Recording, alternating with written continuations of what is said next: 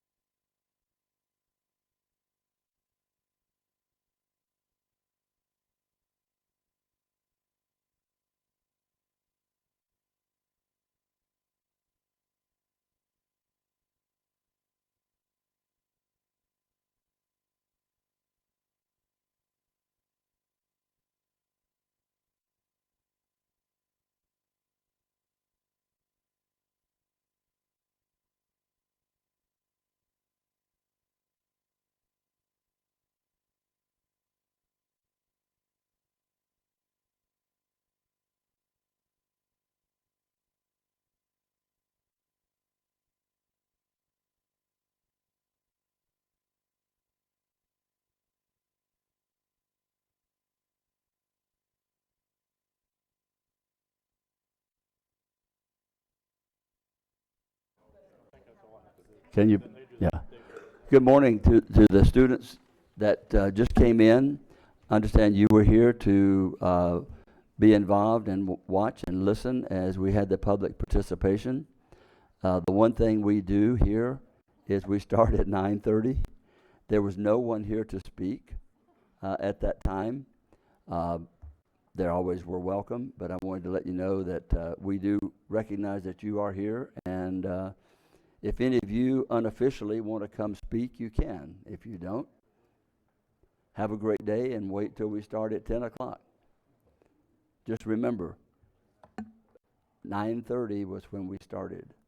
9:31 is when we adjourned. But anyway, yes. Would you like to bring them up and give them pins? Since Or you, do you want to are wait you- until 10? we can do this. We want to Deb, you want to give them the pins? While you're here and while we're waiting for the 10 o'clock starting, if you would like to come up, we'd like to recognize you and give you each one of our Volusia County pins. You can wear it. What group are they with? Which school? University High School. University. University High School. This is the School of Government. It's a club in Okay. which the students volunteer their time. They've gone for 7 meetings. Well, while you're here, just stay here and we'll get a photo op for us. Okay, great.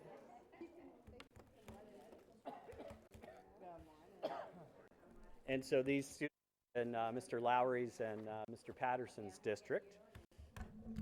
And they have gone to Tallahassee for 3 days. If you want to double up a little bit so we can get everyone in. Can we get some of the short people up front? Jeff is coming. He's got the camera. If you don't have to be short to stand in front. You can stand in the middle, and it doesn't matter. I always didn't like having to stand on the front because I was short. Everybody scooch in a little more. Scooch in a little sideways. more. Turn sideways. Scooch. Come on, Joyce, good timing. Hey Jeff, can you do?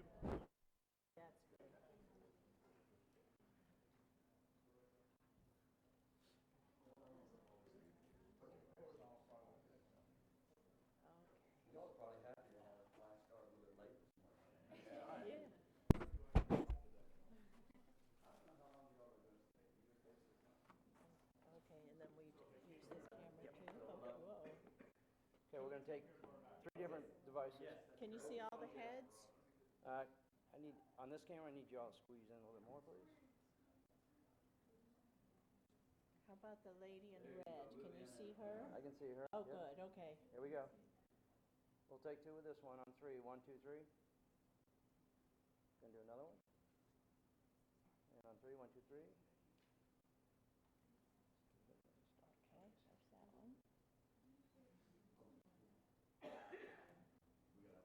Here we go. On 3, 1, 2, 3. Okay, on 3, 1, 2, 3. And then one more camera.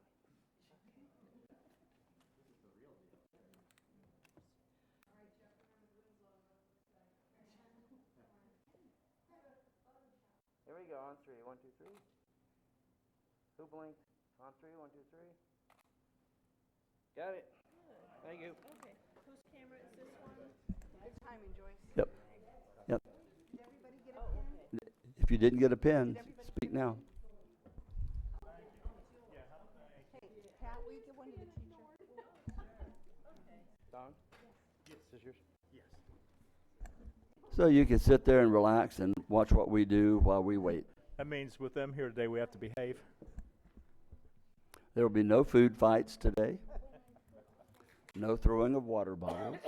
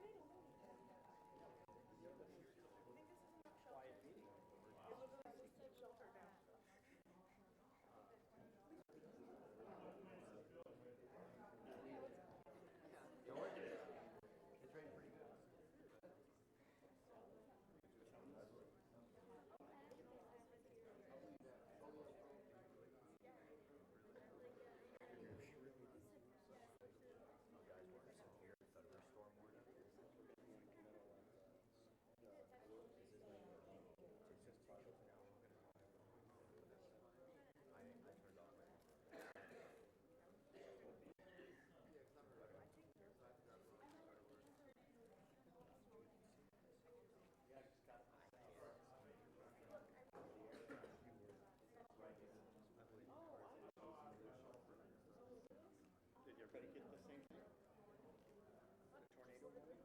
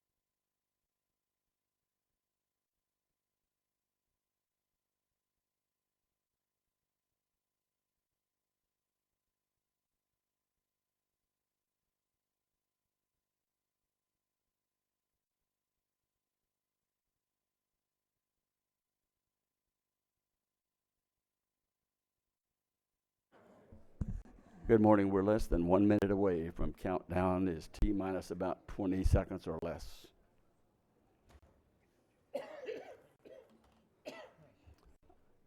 Good morning.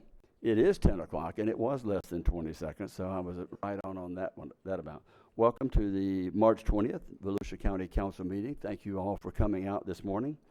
And we'll call the meeting to order. And at this time, we will have the invocation given by Dr. Warren Jackson of the Rise Above Family Church in Holly Hill. I ask you to all stand. We'll follow by the Pledge of Allegiance. To the King eternal, immortal, invisible, to the only wise God, be glory and honor forever and ever. Father, we pray for this meeting this morning, that your wisdom would be given to those who are leading our local government. We know that the issues that we face are not always black and white, but there will be wisdom and insight, and that we would lead with integrity. And with every issue, we would always consult you as our source. In Jesus' name, amen.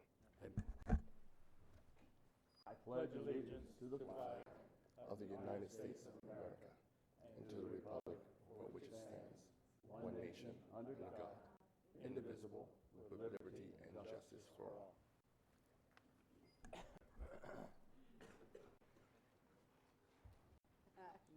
1 year and 3 months. Good morning. Thank you. Good to see you again.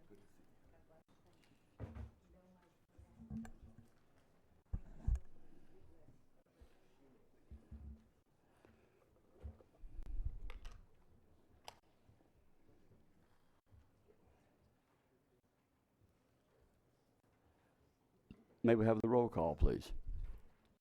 Yes. Ms. Wheeler?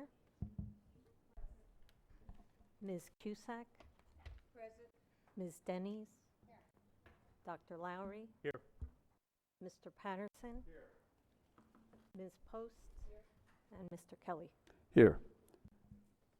Is there anyone who wants to comment on any of the consent agenda items? Anyone want to pull the consent agenda items? If not, I have a motion. Pardon? Did I go too fast? Well, you know how I am. I'm speedy.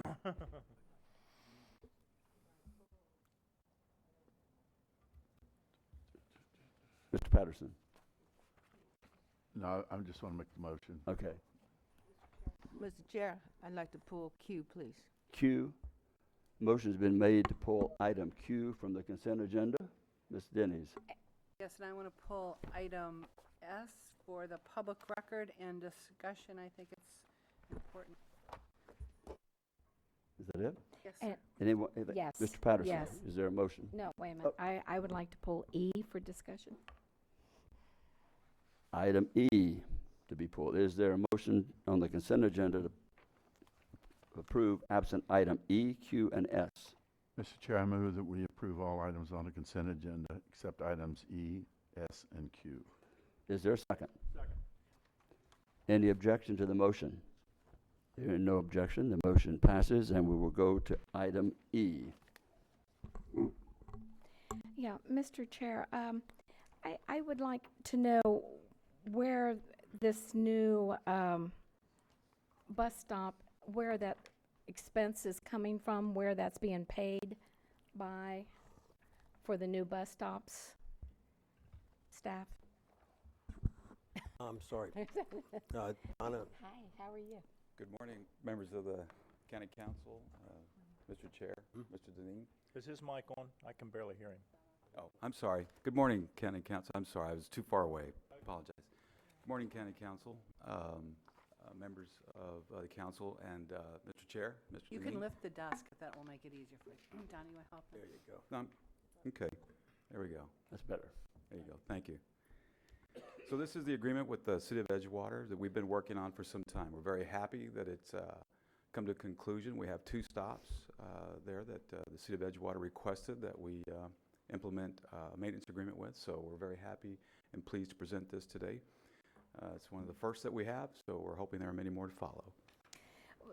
one of the questions I was going to ask, it wasn't quite clear. It says somewhere in reading all that the county agrees that it will maintain, but yet it says the city is to maintain in the same information. So I'm trying to, who No. is maintaining? The city is going to maintain the area around the shelters. So we are maintaining only the pad and the Okay. sign.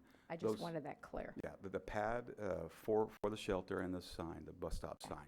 So any maintenance, debris cleanup, or anything of that kind of nature, if there's any repairs or anything, inspections that need to be made, the city is going to do that. Thank you.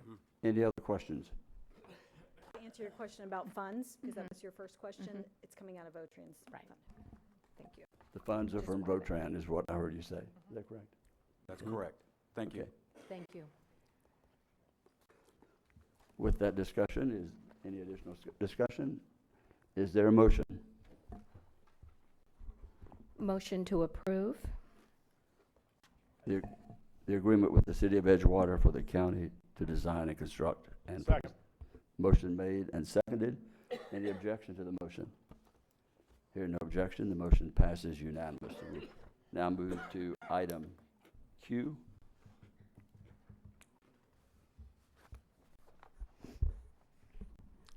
Thank you, Mr. Chair. I'd like to have some discussion and dialogue about item Q as it relates to the extension of this contract, and what impact will this have as we articulate future contracts for our solid waste. Okay. Mr. Deneen, you. Thank you, Mr. Chair. George will handle this right now. Yeah. What you have here before you is the Republic Services contract, which was a 7-year contract with an option for a 7-year renewal. Anyone that's familiar with the construction industry right now, we compete kind of for the same folks that the Republic has in terms of heavy equipment operators, expenses associated with, like I say, moving machinery and such. So when it came time for renewal, they needed an adjustment. And so we've been in negotiations with Republic. We had hoped maybe to get a 7-year deal. However, things are changing rapidly in that industry, and we felt a shorter term would be better for everybody. And we put together what we have here today, which is a 15-month extension. It does include an increase of $2.25 a month. So to the public, they'll see an increase to, I think it is in here, is to $238 per year. So it's a yearly charge on their taxes, not a, that's how the county, some in the cities and such, it's often on the water bill. But here it's on the tax bill of $238. So it went from $210 to $238, and that's a year. Remember, the garbage company comes by, the solid waste garbage, comes by your house 3 times in a week. They come by with your to get your solid waste. They come by and get your recycling, and they also come by and get your yard waste. As part of this deal, we also did work with the vendor Republic, and they one of the complaints we received most around the hurricanes and storms is over yard debris. They've agreed for this new price to double the amount of yard debris they'll pick up from 2 cubic yards to 4 cubic yards. And 4 cubic yards, if you think, it's a pretty good amount of yard waste. So that should take care of most people's needs. They also have agreed to do a 4 times or 1 time a year, 4 places in the county, so it'll be divided into quadrants, where we do sort of I would say an amnesty or a bulk pickup day, where we'll have it advertised and folks can get rid of some of their bigger items that normally they would be charged to pick up. So that's been added to the contract during this 15-month period. This also, the reason for the odd number of months is to get the, when we change out, when we go back out for RFP, last time we did this, it was done on January 1st, and of course, if you've been around Christmas, after Christmas, when our solid waste folks are running, it's a very it's a very busy time. Everybody has tons of things out there. So we wanted to move that change away from Christmas and New Year's, get it in a little bit deeper into the year, because if that does occur, there'll be a change out of your cans and everything else. So it's we wanted to make sure that we had a different time when we go back out. So what this means going forward, we have a 15-month extension. In the meantime, we will continue to work with Republic. However, we will probably be putting together an RFP to go out for proposals. Every indication we've got from dealing with our sisters and brothers in the other counties is that prices are going up, and we would expect to probably see an increase the next time there's an RFP that goes out. So I think this is a good deal that we were able to keep this a fairly modest increase before it goes on out to a larger contract and competition.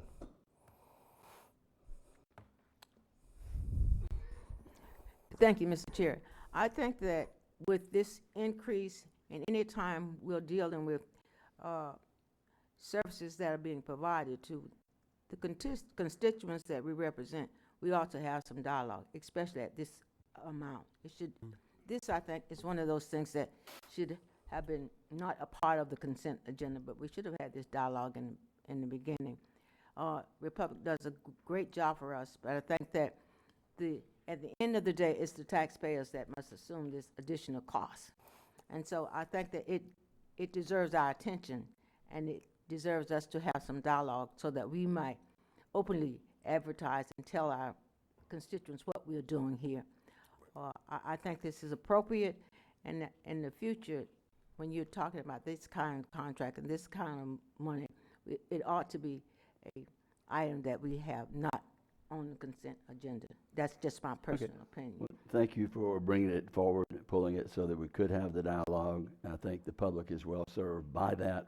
While each of us understood it, I think it is important to make sure that it is out front. There's nothing, no hidden agenda or anything. It is out front so they can and hear that's it. what we want to make sure that Exactly. we're transparent in every way. Thank you. With all our contracts. Ms. Wheeler. Yes, I had that to pull also. There were some questions. I'm totally approve this. However, I did want to ask, I know we're having the rate increase of $2.25, yet we're charging $28 more to the actual citizens, correct? Which is like $25.75 increase. Yeah, hold on, let me believe if you do that, Yeah, it's 225 yeah. would be $25.75 A year. that is additional that we put on? admin. Yeah, so the 225 plus a little bit of an admin, it comes to $27 plus $25, yeah. an admin charge to process the tax bill. Well, there's an upside and a downside to this. The upside was you had already approved a range we could do this in. Right. And what we tried to do was we tried to protect. We really wanted them to extend the 7-year contract. If you remember back, they were very competitive. They beat everybody in price. Yeah. So our citizens that were under this had the lowest price of everybody when it comes to solid waste. They don't believe they can keep operating that way. So we tried to capture this last time where we think this rate. The thing I'm afraid of is, the good thing is they'll get to do the service now with the extra collection of yard waste in that to get them better prepared to bid. And they're also competing for labor now, like they have never done before because of the economy. Yeah. So they're raising prices. This will be an enormous bid. This is a big bid, very competitive when we do this 15 months from now. The only fear I have is I'm fearful that I think the prices are going to significantly go up. Well, And that's, as Joyce wasn't said, then we'll quite- tell the public, they'll see it. But it's just the price of this is going up because of the cost of doing business. Yeah, I wasn't questioning the 225. I was questioning the admin price. No problem. The amount. Ms. Dennis. Thank you. Other than beach issues in my district, I will tell you the one that I get the most constituent issues on is garbage collection, and Right. have had the most serious conversations with the provider and with staff behind the scenes. So if this is gonna fix, my word is just pick it up. Don't tag it and say you're over the limit and you come back again to clean it up. If this fixes that for our constituents, this is the best thing that we have done in service for our taxpayers at probably the lowest rate possible, because this is a huge issue. This is a big issue, especially in the more rural areas, and this is a really big deal. Right. You've nailed it. One of the things that's good about this is we got them to double the amount that they'll pick up under the contract. What we want to find out is, and I think they want to find out, is will that do it? So if this stops the argument, and then when they go out, they only have to pick it up once. But now if they say this doesn't work, then we'll know better. They'll know better when we go to bid. But that's one of the issues. The 2 cubic yards most people think is too small, especially when you get to rural areas. You know, what complicated was all the stuff with the hurricanes, because it knocked a lot more stuff down. So we'll know better when they go into bid, because we're hoping that they'll bid competitively last time they beat everybody. And hopefully we won't know any more this afternoon when the storms go through. Yeah, really. Just to add to Mr. Deneen's comment and the other discussion, that 15 months from now, we will be going out with an RFP. The city of Ormond Beach, a couple of years ago, on a 3-2 vote, instead of giving a small concession to the then provider, offered to go out for bid. That bid wound up coming in over $1 million higher than what we could have had we just given the small cost of living of 3% to the current provider. So when we go out 15 months from now, you can expect more than $2.25 a year difference, because it's going to be probably very, very significant because of the things that you put out there and the fact that it is a tough job and everything that you said. So any other comments? Is there a motion? Mr. Chair, a motion to approve item Q. Second. Motion made, seconded by Patterson. Any objection to the motion? Hearing none, the motion carries unanimously. We will now move to item S. And Thank you, Mr. Chair. Steph, can you pull that real quick out of the agenda and throw that up there on the overhead?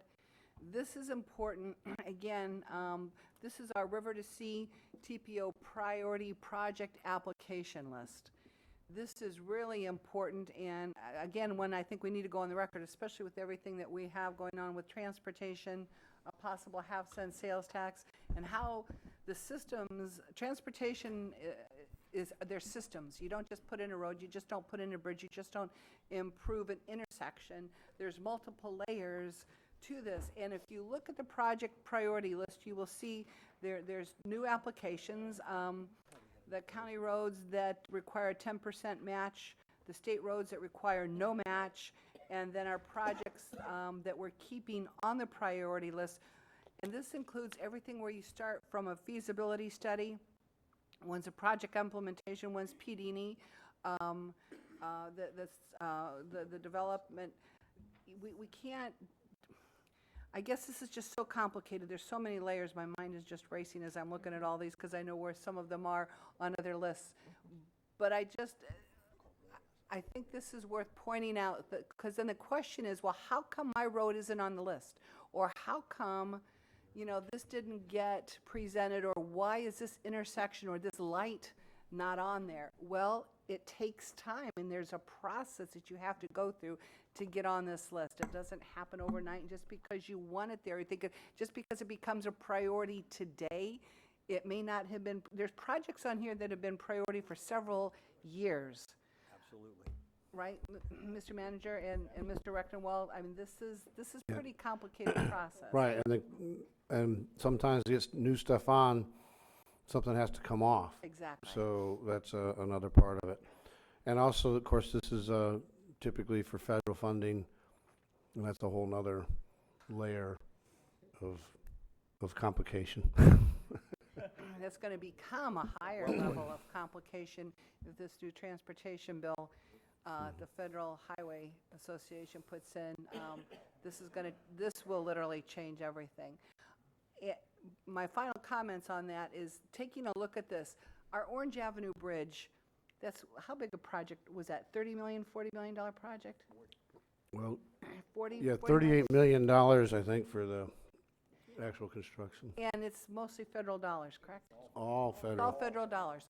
Okay, so here's a perspective. Look at this list. This is just Volusia County in transportation needs.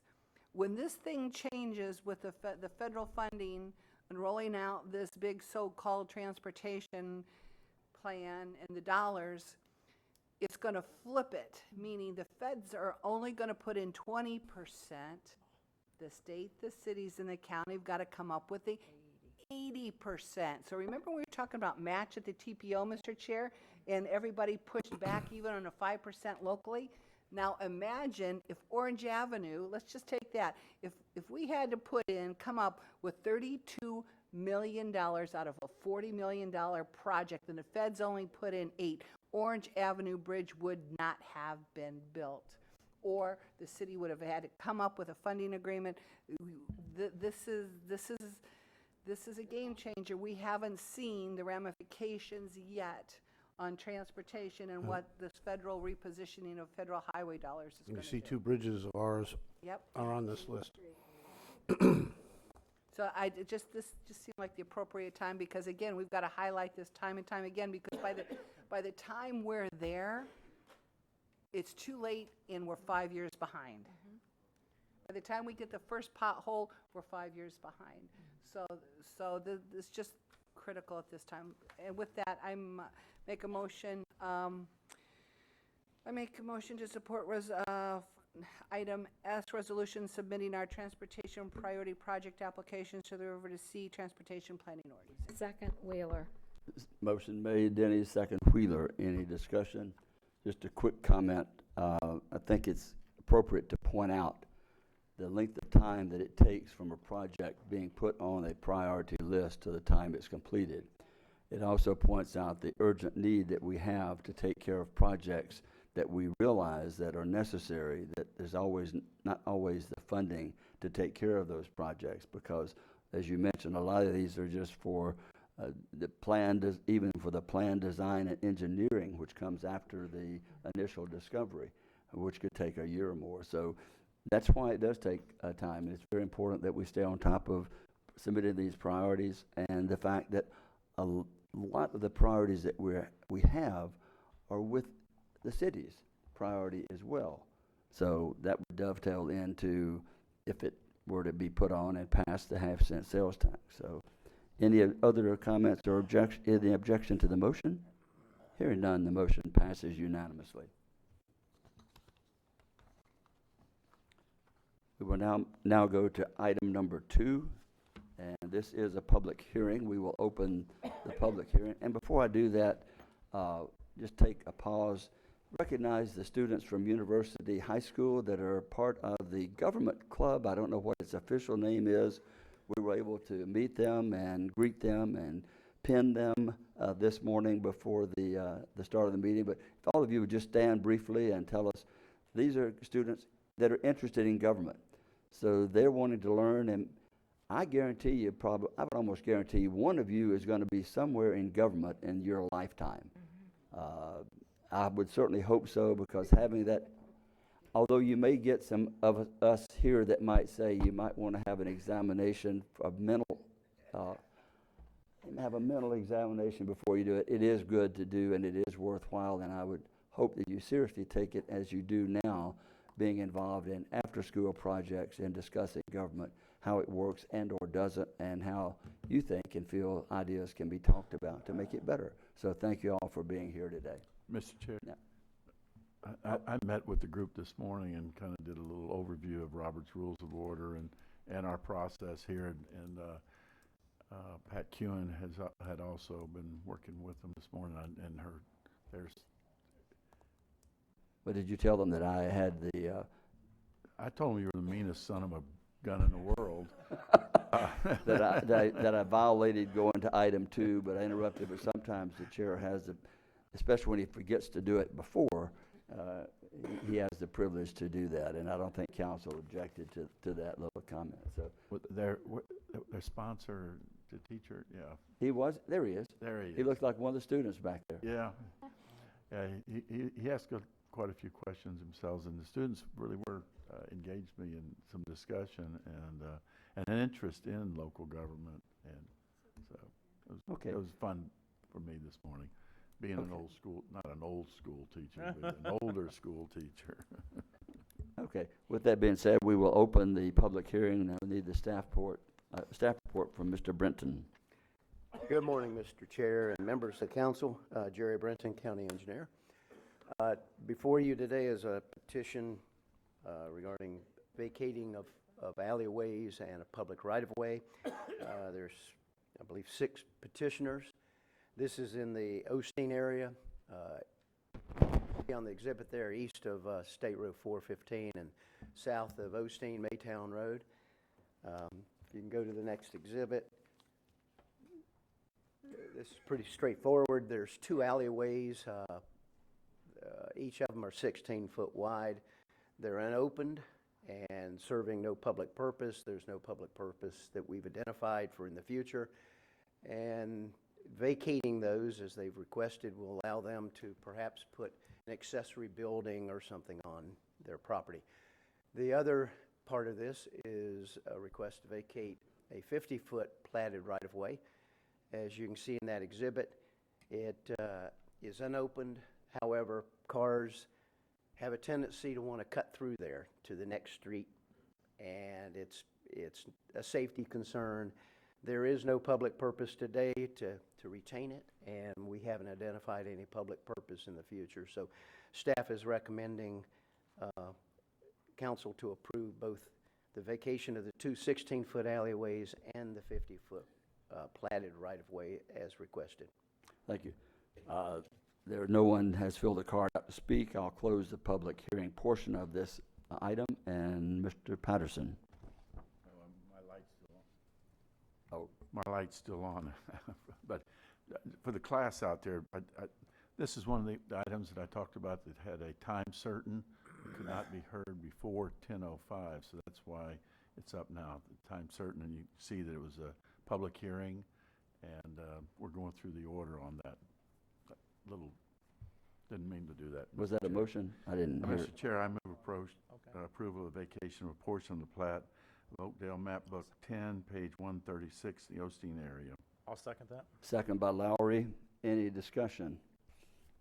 Any objection to the motion? Hearing no objection, the motion passes unanimously, and we will move to item number 3. Item number 3, this also is not a public hearing. Cool.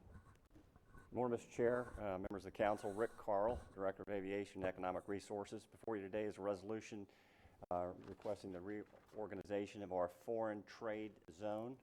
This is a very important tool in our toolbox. It hasn't been used too much in recent past, but as we move forward into the tariffs and other things that are being considered at the national level, this may become increasingly important. A lot of legal work, thanks to Elizabeth Murphy and Dan Eckert for their work on this. To explain this, I'd like to introduce Rob Earhart, your Economic Development Director. He can explain it at a high level, and if you have any questions, we'll get into it. Good morning, Mr. Chair, members of the council. Rob Earhart, Economic Development Director here, as Rick said today, to give a very brief review of FTZ, or Foreign Trade Zone number 198. So just a little bit of background. The FTZ 198 was granted by the U.S. Department of Commerce and the FTZ board in the early 90s under what at that time was the only option available, the traditional site framework format. And as part of granting that, there were 5 general purpose sites requested and approved, and you can see those listed on the slide. The key point with these general purpose sites is that we had, or at the time, staff had to define specific geographic boundaries for each of the sites. So if, following the approval, you wanted to operate, to benefit from the FTZ, you would have to operate within the boundaries assigned to that general purpose site.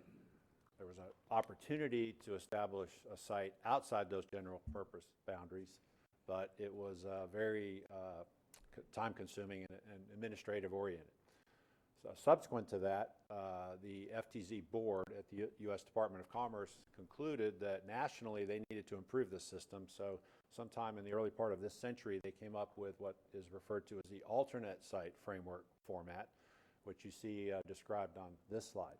And so basically what we're doing is we're transitioning from specifically defined geographic boundaries for individual sites to a larger boundary that establishes a service area. And in this case, that service area would coincide with the boundaries of Volusia County. And the second bullet really drives home the point that it improves flexibility and speed to market for any business that might want to consider making use of the capabilities of the FTZ. The last bullet points out that there's 21 FTZs currently in the state of Florida. Over half of them have already made this change to the alternate site framework format. And so the picture you have before you just shows where those 21 FTZs are, and the red boundary lines around Volusia-Flagler County show the adjacent FTZs, all but one of which have already made this shift to the alternate site framework format. So the picture that you have now in front of you is what the FTZ would look like if you approve the resolution we're seeking today, and if the FTZ board chooses to approve our application to move to the alternate site framework format. And I want to make this next point very clear. The last paragraph you see, this alternate site framework format allows for the establishment of a usage-driven site anywhere within the geographic boundaries of the service area. So whether that is an entire parcel or property, perhaps that would be an entire building, perhaps that would only be specific square footage within a building. Any of those scenarios could be accommodated under this alternate site framework format with a usage-driven site. And our ability to establish that usage-driven site, again, speed to market, we fill out an application, and within 30 days we're told that that would be approved by the FTZ board at no cost.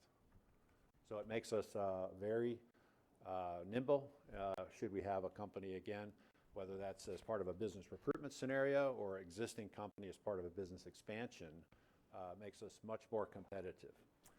We had asked Jane Pfeiffer to be here today, and it was her intent to do so, but on her way over, she sent me a text that said there's a tornado warning right now in DeLand, and further down the text she says, I fully support you. I will do whatever except to drive into a tornado. So she turned around and went back to her office. The point is that Jane Pfeiffer, representing the VMA, fully supports this effort and our local manufacturers. So this is just an overview of how we reorganize, the process that we're going to reorganize. The application that we would submit is attached to the agenda item. And once, assuming that you, in your consideration, you approve that resolution, you're also approving for the county manager to sign any documentation associated with this, including the cover letter that is shown as part of the application. So we would encourage you to consider approval of the resolution, and I'm here to answer any questions that you may have. Ms. Denny's, and I think you serve in conjunction with the airport business interest as the representative from the county council. So you have a question or comment? I do, thank you, Mr. Chair. Point of clarification, Rob. I understand the import and the export and why this is such a dynamic marker for us going forward. But does it apply if we have a corporation or manufacturer that's not domiciled here, but they're doing business here? Can they use this zone within the borders while they're here, or does it have to actually leave the borders in and out, or can it all happen within the boundaries? Do you understand what I'm saying? So the benefits of an FTZ are not for everyone. So as Rick said, this is a tool in our toolbox, right, and not a tool on our tool belt, because it's not a tool that's going to work for everyone. The traditional type of business would be a manufacturer, right, operating in Volusia County, who is receiving some number of components into that facility from offshore and wanting to basically have the Customs and Border Protection people recognize that they are bringing those components into their facility located in Volusia County and not be charged a tariff for doing so. So in effect, from a financial perspective, These components enter the U.S. outside the U.S. structure for tariffs and taxing and so forth. That manufacturer would then value add those components, come up with a finished good product, and if they were to ship it offshore, then they would never pay any duty on the incoming or the outgoing product. If they were to ship it domestically, be it in the state of Florida or U.S., it's possible that the finished good product would have a lower tariff than the combination of the incoming components, and that would be a cost savings to them. The key here is that it requires a significant volume, and to date, we've not yet been able to identify any local businesses operating in Volusia County today that would be able to benefit financially from the use of this tool. However, the second and third tier supply chain that we're trying to recruit for commercial aerospace and all of the great manufacturing projects going forth, this is a really good posture for Volusia County. So as Rick said, we're trying to think ahead, and I apologize, I failed to recognize my colleague Virgil Kimball, who's here today. He has really dialed into the details of this program and positioned us to be able to come before you today to seek this application. And I think, Ms. Denny, you raised an excellent point around commercial space. The National Space Council that convened down at Kennedy Space Center recently, they are focused on regulatory issues. And so the scenario you just described, in my mind, it's possible that somebody could bring components here, value add them, launch them into space, and never pay duty on them because they didn't go, into the domestic locations that normally we would. Now, maybe that's wishful thinking, but No, it's not. That's our future. That's actual. So hopefully, if Jane's not here, she's listening. So Jane, we're gonna manufacture it here. We're gonna make it here, and we're gonna launch it here. We're at least gonna try to pull in those second, third tier supply companies for our economic development. But that's where I was going, Rob. I'm guessing if Jane were here, she would have asked you all to join her in a We Make It Here cheer, but maybe it's Providence that she wasn't able to come. So thank you for your support. Thank you. Ms. Post. Mr. Earhart, you mentioned all but one of the surrounding areas have switched over to this new. That's correct. Seminole County. Okay, that's what I wanted to clarify. Thank you. Any other questions?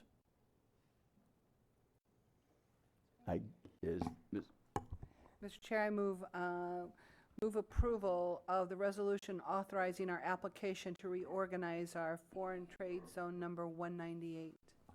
Second, I will Wheeler. second. Second, Wheeler. Any other discussion? Any objection to the motion? Hearing no objection, the motion passes unanimously and item 4. And we have the privilege of having Mr. Earhart again. Yes, sir. Mr. Chair, members of council, Rob Earhart, Economic Development Director. It's our pleasure, my pleasure today to introduce to you Robin King, the President and CEO of CareerSource Flagler Volusia, one of 24 workforce development boards that we have here in the state of Florida. As you can see in your agenda package, that the state has requested an update to a 4-year plan that you previously approved. So that's why we're here today. The plan update represents how CareerSource Flagler Volusia conducts business today, and I will leave it to Robin to elaborate briefly on that for you. Thank you. Good morning, ladies and gentlemen. Robin King, President and CEO of CareerSource Flagler Volusia. I'm joined this morning by one of my past board chairs, John Wanamaker, as well as board member Joyce Kuzak, and Rob serves on my board as well. Just a really brief history lesson that we have about 16 different funding streams at any given time, but our primary one is the Workforce Innovation Opportunity Act, and that's really what governs our board structure, our relationship with you and with Flagler County Commission, and this lively report or lively plan that I presented to you. So 4 years ago, we wrote the 4-year plan, and it required a 2-year update. So the state writes a plan, and all the regional boards write one as well.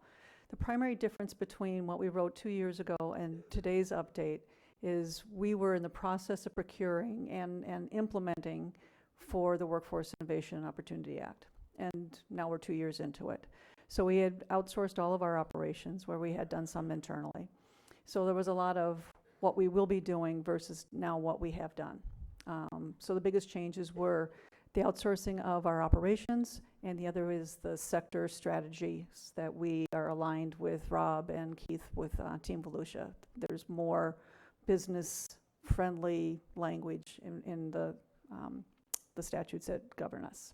So if you have any questions regarding any of the 2-year plan update, I will be back again in 2 years with another one, but. Ms. Wheeler. No, I was just going to move approval of the update to the Career Source Flagler Volusia 4-year plan. Second, Cusack. Any objection or any questions? Hearing no objections or questions, the motion passes unanimously. Thank you very much. Thank you for your time. Joanne will give us an update on what's happening in Volusia County. Good morning. Joanne Magley, Community Information Director, and I have 3 new events to talk about today since your last meeting. The first is not really an event, but it's more of a notice to the public that now is the time to get your severe weather safety plans in place before hurricane season begins. It's timely for today, but also before hurricane season. And we want to let the public know that our emergency management staff is available to make presentations to groups and organizations that want to learn more about being prepared. So volusia.org/emergency is the website that has contact numbers along with information on how to download the emergency management app. And I spoke on the phone this morning with Jim Judge. He was one of our guests for the county's radio program. And as you all know, there is severe weather today, and they've moved that time frame around. We had the tornado warning here in DeLand, but from 2 to 8 p.m. is when the possibility of severe weather will be continuous. That includes damaged winds from 60 to 80 miles per hour, frequent ground to cloud to ground lightning, and possible hail. So everybody should tune in to their weather radios or download the emergency management app. All right, so on to the other events. On March 29th, Volusia County Vice Chair Deb Denny's will host a community meeting from 6 to 7 p.m. at the Brandon Civic Center in New Smyrna Beach. Ms. Denny's and County Manager Jim Deneen and staff from the Public Works Department will provide updates on numerous construction projects in New Smyrna Beach, Edgewater, and unincorporated areas in Volusia County. And finally, the Volusia County Council will celebrate the ribbon cutting for the newest segment of the Spring to Spring Trail at 10 a.m. Tuesday, April 10th. The 1.7-mile trail segment runs from Lemon Street to King Street along Grand Avenue in the Glenwood area. So that concludes your events update today. Do you have any questions? Thank you. No questions. Thank you, Joanne. We'll move to item 6, and this is a public hearing agenda item. So we'll open the public hearing portion and have the staff report. Good morning, Mr. Chair and Council. Scott Ashley, Senior Zoning Manager. This is a request for a continuation of the item. This is part of the Southwest Activity Center proposal. This is an abandonment of the DRI. We have several items that are coming together on this proposal, and we're going to have them all together hopefully at the April 17th council meeting. So we're asking you to continue this to that date so you hear all the items together. And that's it. Okay. So we need a motion to continue, and I guess for the second meeting. Request continuance to April 17th at 10:30. Motion made by Dr. Lowry, second by Wheeler. Any objection to the motion? Hearing none, the motion passes unanimous. We'll move to item number 7. And this too is a public hearing agenda item. A public hearing is open. Mr. Chair, Scott Ashley, Senior Zoning Manager again. This is an administrative rezoning item. The subject properties are located in the enterprise area adjacent to the city of Deltona. And this is a request to help streamline some permitting and also eliminate some non-conforming situations for 11 lots that are located on your page 711 of your staff agenda and on the screen. These 11 lots are approximately 2.5 acres in size, but it has a current A1 zoning, which requires a minimum 10-acre lot size. Therefore, these properties are all non-conforming and difficult at times to obtain permitting and address setbacks for these properties because the A1 does have much more greater setback standards because of the size they generally apply to. So through the Smart Growth Committee that formed a couple of years ago, this is one of the areas we identified as being a proposed area we felt should be changed to be more in tune with the actual development pattern of the property and serves as a transition to the adjacent City of Deltona area. Highlight on the screen is page 712 of your package. Again, some of these lots are already developed that front on the Enterprise Osteen Road. Some of the lots are not developed at this point, but that has been an issue for access and also due to the non-conforming nature. This did go through the Planning and Development Regulation Commission. They approved this unanimously, approval unanimously at their January 9th meeting and forward to you with a recommendation to approve. This is the first of two required hearings. The next hearing would be scheduled for the April 17th meeting. We do need a majority plus one vote to hold the meeting before 5 p.m. though, and hope you address that as part of your motion. Have no one wishing to speak from the public. We'll close the public hearing portion. Dr. Lowry. I'd like to make a motion to approve item 7, KZ 18007, administrative rezoning from A1 classification to A4E classification, 28 acres, and off Enterprise Osteen Road. And also to schedule a second hearing. That's right, and also schedule second public hearing, April 17th, 2018 at 10:30 a.m. Second. Second, Patterson. Any questions? Mr. Patterson, did you have? No. Any objections? Hearing no objection, the motion passes unanimously. We'll move to item number 8.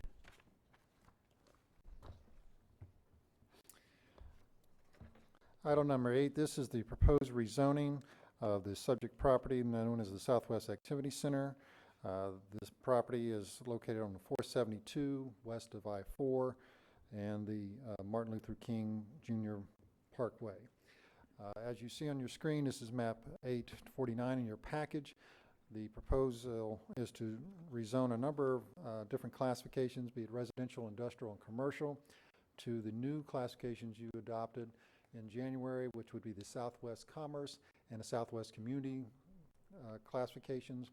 One is more than a light industrial commercial, that's the commerce, and then the community designation is intended for residential usage. This is, again, part of the elements we presented to you a couple of months ago with a comp plan amendment, the proposed abandonment we addressed just recently, and also establishment of the zoning classifications and their uses were done a couple of months ago. This is the ordinance to actually rezone the subject property. Now, this did go to the planning board at their February 15th meeting where they unanimously recommended to you, the council, to adopt. And these would be one of the several elements I've discussed that will be coming up at the April 17th meeting to address all items related to the Southwest Activity Center at the same time.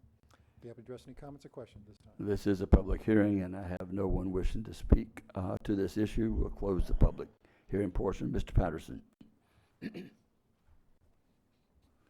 Mr. Chair, I moved for the administrative rezoning hearing, second hearing on ordinance 2018-04, administrative rezoning for April 17, 2018 at 10:30 a.m. Second. Second. Dr. Lowry, any objection to the motion? Hearing no objection, the motion passes unanimously. We will move to item number 9. Mr. Chair, Scott Ashley, Senior Zoning Manager. This is a rezoning proposal from the A1 Primary Agricultural Classification, the Business Plan Unit Development, on a piece of property on West State Road 44, west of DeLand. This is a proposal to rezone approximately 7.3 acres of a 23-acre parcel located on the north side of the road. The intended purpose of the PUD is to develop a storage facility. It will consist of indoor and outdoor storage of about 128 units. The subject property is designated agricultural resource as well. It is surrounded by a mixture of suburban residential, commercial, and agricultural zoning. As you see on the screen now is a part of your staff report, page 921. indicating even though the property is 23 acres in size, what you see on the screen is the approximate 7.3 areas that's being proposed to be rezoned. So not the full acreage, even though the maps may indicate that. There is a linear wetland area that forms the western boundary of the property, as well as you have the undeveloped western portion of the property that will screen the primary residential areas, which are further to the west. And the properties that it abuts to the south along New York are already developed and zoned for commercial use. This did go before the Planning and Land Development Regulation Commission at their February 15th meeting. They unanimously voted to recommend council approve this, subject to the staff recommended development order. Be happy to address any comments and questions at this time. This is a public hearing, and I have one individual who wishes to speak, and that would be Glenn Storch. For the record, my name is Glenn Storch. I represent the applicant in this case, and I will tell you, I wasn't representing them at the planning board, but I heard the case, and this is an amazing addition to the State Road 44 area. This is the gateway area. This family is putting up an amazing investment to make this happen. It's for their family. It's to provide income for their kids as well. But the bottom line is this is an investment in the area, and they're doing it the right way. They're doing it with an absolute priority on the beautification of the area. You'll look at the buffer area that they're providing. Everything is first class. Plus, this is a 23-acre parcel that they own. They're only using 7.3 acres on this site, wrapping around what's existing. I don't want to say nasty commercial, but some existing stuff that is not as attractive as this will be. So how's that? The bottom line is we should be proud and thrilled this is taking place, and you can tell that the staff and the planning board was. The staff gave a full recommendation for this. The planning board gave a unanimous recommendation for this, and so I'm hoping that the council will agree. Thank you. Mr. Patterson. Since this seems to have the Storch approval, seal of approval here, I guess we're going to have to, Mr. Chair, I move case PUD-18-001, the rezoning from prime agricultural A1 and prime agricultural thoroughfare overlay zone A-1C classification of business plan unit development, BPU classification of 7.27 acres located at 2771 West New York Avenue. Is there a second? Second, Denny's. We will close the public hearing portion. We've had a motion and a second. Any objection to the motion? Hearing no objection, the motion passes unanimous. Thank you very much. We'll move to item number 10. This too is a public hearing, and we will open that public hearing portion. And here again. Scott Ashley, Senior Zoning Manager, for the record. This is a large-scale amendment. Hold just 1 second. Thank you again for being here today. Several of the things that you saw, don't be surprised that there was not a lot of discussion. A lot of them were administrative changes to a plan to make things workable. So there's usually not a lot of discussion, and we all spend time answering any questions that we may have on those issues in advance of the meeting so that we don't come and have to do that. So thank you all again for being here, and have a good rest of the day, and avoid the tornadoes. Sorry, Scott. That's all right. This is a comprehensive plan amendment to change 760 acres of a 1,275 acre parcel located on the south side of Maytown Osteen Road in the Osteen area near the Farmington properties. This includes a approximate change of 557 acres of agricultural resource designated area and 203 acres of forestry resource designated area to the rural land use category. The remaining 515 acres of the property is currently resource corridor, environmental system corridor, I should say, and it will remain so. It's highlighted on the map there. You have the dark black outline is the area that's being changed. If you look on page 1060 of your report, you'll see there is a red outline, kind of gives you a better a display of the entire area, with the yellow being what is being proposed to be amended. This did go through the Planning Commission on February 15th. There was public participation of that hearing. However, the Commission did recommend unanimously to forward this to the County Council with a recommendation to forward this amendment on. This is a public hearing. I have two people who wish to speak. The first one is a Denise McCabe. I'm sorry, I can't. Denise is okay.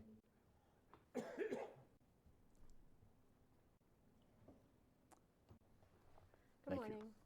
Can you hear me? Yes. Okay. My name is Denise McCabe. I live at 900 Catfish Road in Osteen, Florida. Hi, Fred. I am opposed to the proposed land change amendment that is being presented for several reasons. I need my glasses, though.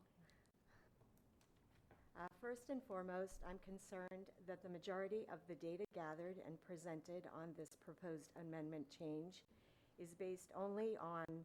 Excuse me, ma'am, can you pull your microphone down so we can get you, that's better. There you go, so we can hear you. Okay. Thank you.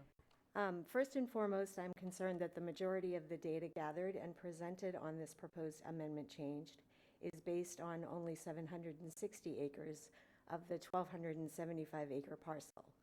It is clearly stated that if approved, the applicant intends to rezone the entire 1,275 acre property to residential planned unit development for future single-family residential development. There are no definitive plans being presented by the applicant at this time of what that RPUD entails, nor has there been any indication that the presenter or the developer has any prior conservation subdivision development experience, although that is what they're saying they're going to use.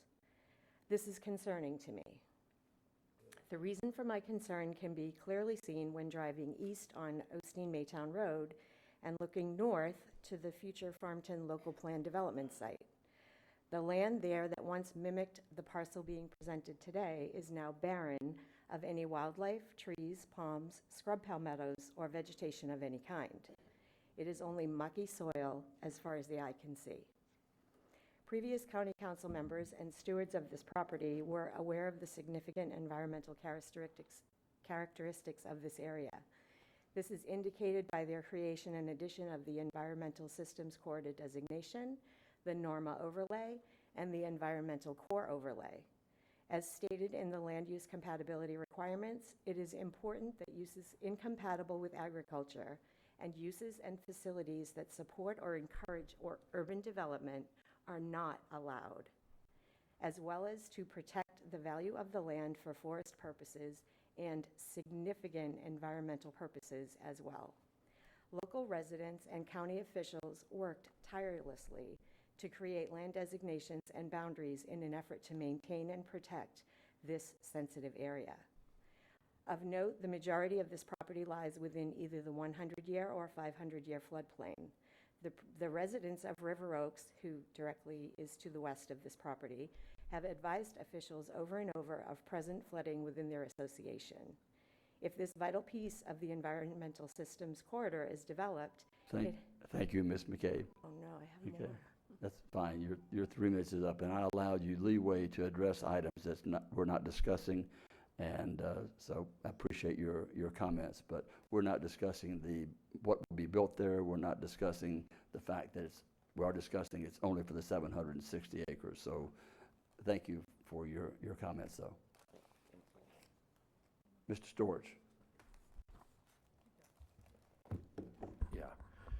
For the record, my name is Glenn Storch, and we have worked very closely with staff on this particular comp plan amendment because it's the right thing to do. If you'll look at the notice or the maps, everything to the west of this site is zoned or is comp plan for rural, 1 unit per 5 acres. Everything to the east of this site is part of the Farmington Local Plan. The designation for the Farmington Local Plan is about 1 unit per 3 acres. So you've got everything, so this is an anomaly now between those two issues. You don't have the correct comp plan designation, you have to have the correct densities.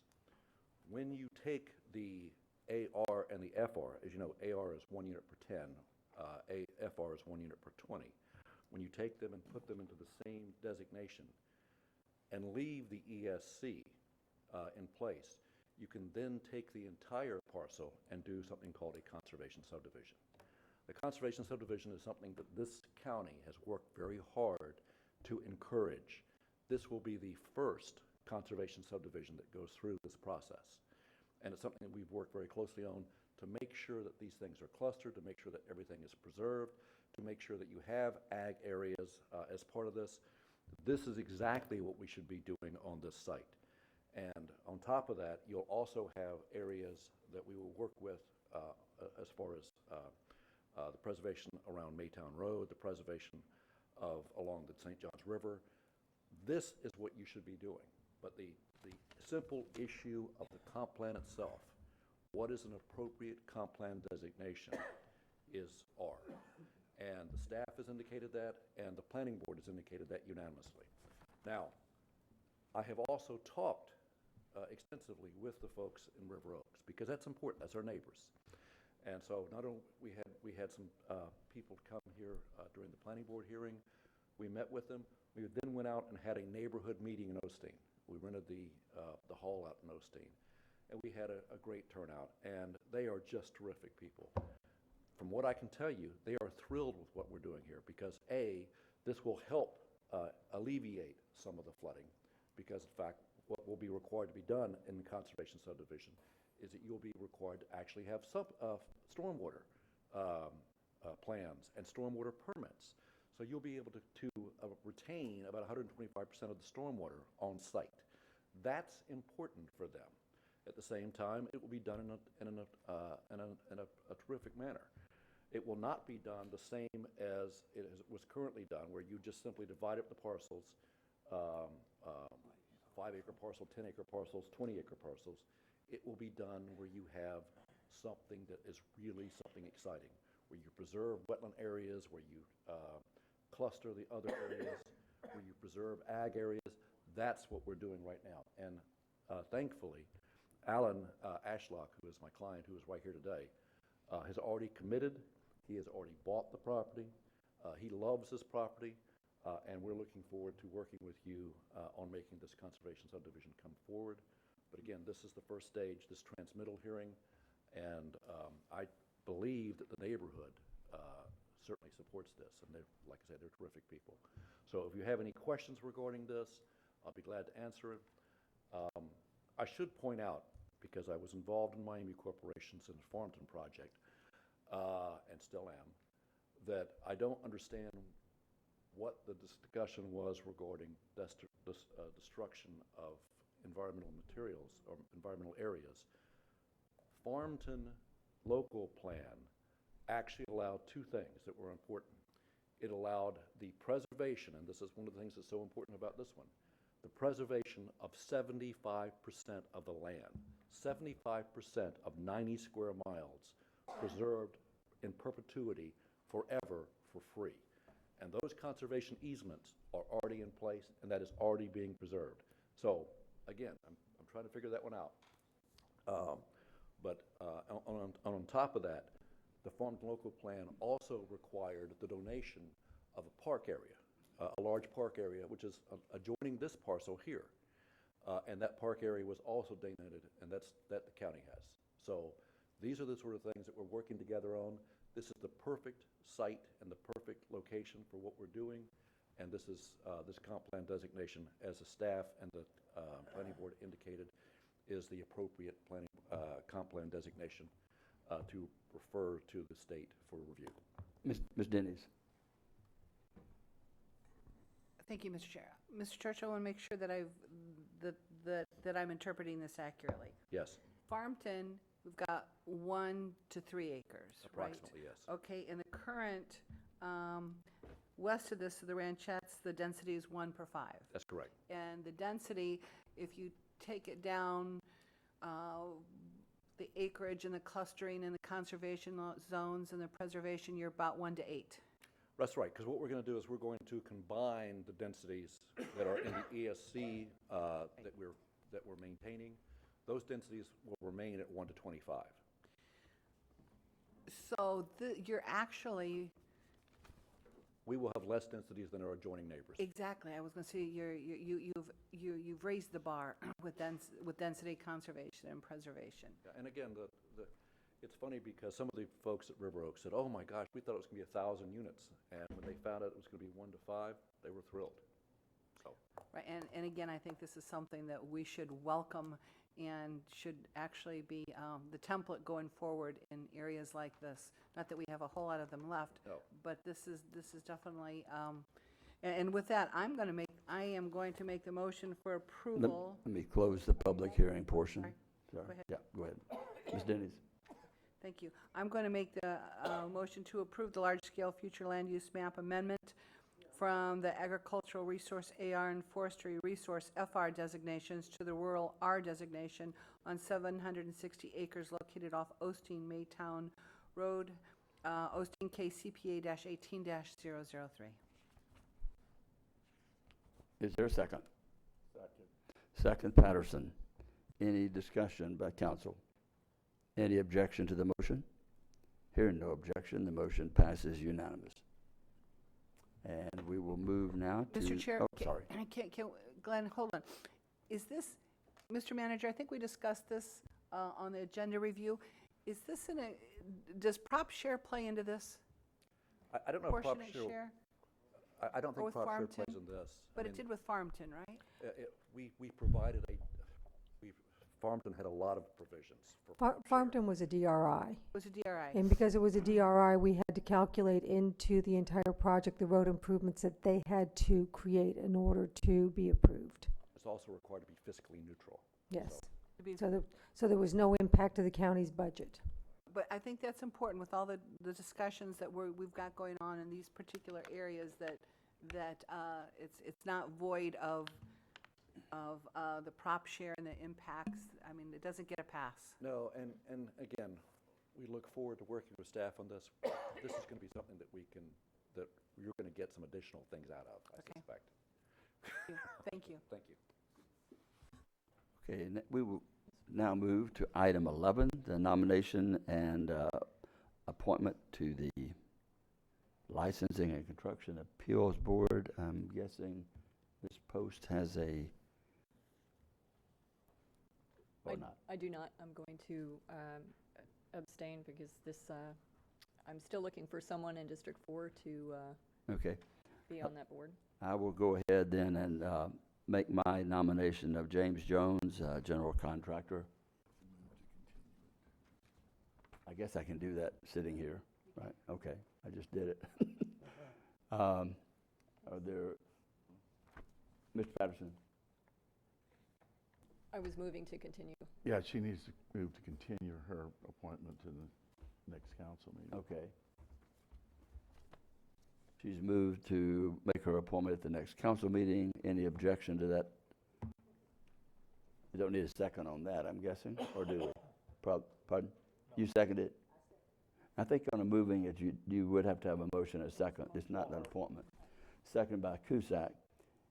Any objection to that motion and second? Hearing none, that motion passes unanimously. And now we have my appointment of James Jones as the general contractor to the board. Any objection to that motion? Hearing no objection to that, that motion passes. We only needed a motion with no, Ms. Wheeler. I'm just on 12, so Okay. over here. We will go to item 12. I would like to make the appointment for Tom Clapsaddle from General Manager of Country Inn and Suites. Mr. Clapsaddle has been nominated as, or appointed to the TDC by Ms. Wheeler. Any objections? This always gets me on what we have to do on these things. This actually is a nomination, and It is a and nomination, by okay, it's not- statute, you all because by statute the council has to make the Motion and appointment. second. And so Is there a second to that? I will second him. Second Post. Any objection to the motion and second? Hearing none, the motion passes.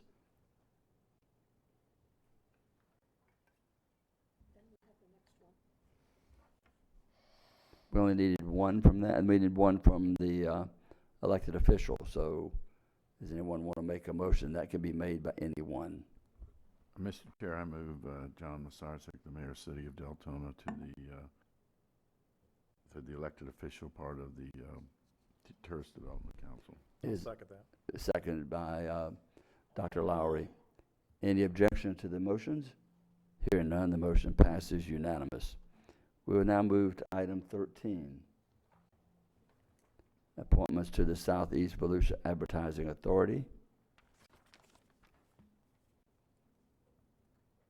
Mr. Chair, Yes, this is for this is District 4. four. right. Yeah. Who resigned?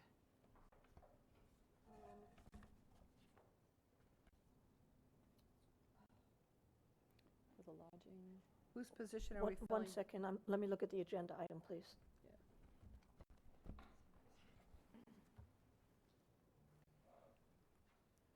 Eric Lumbert.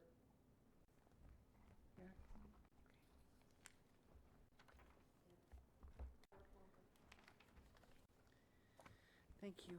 Okay.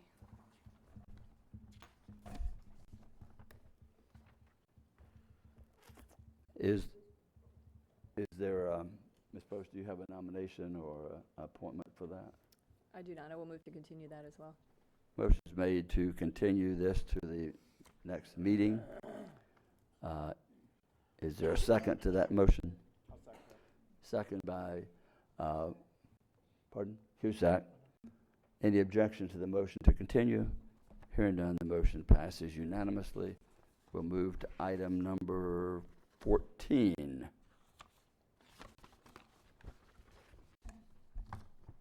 And this is election of 2 council members and 1 citizen representative chair for the 2008 property tax season.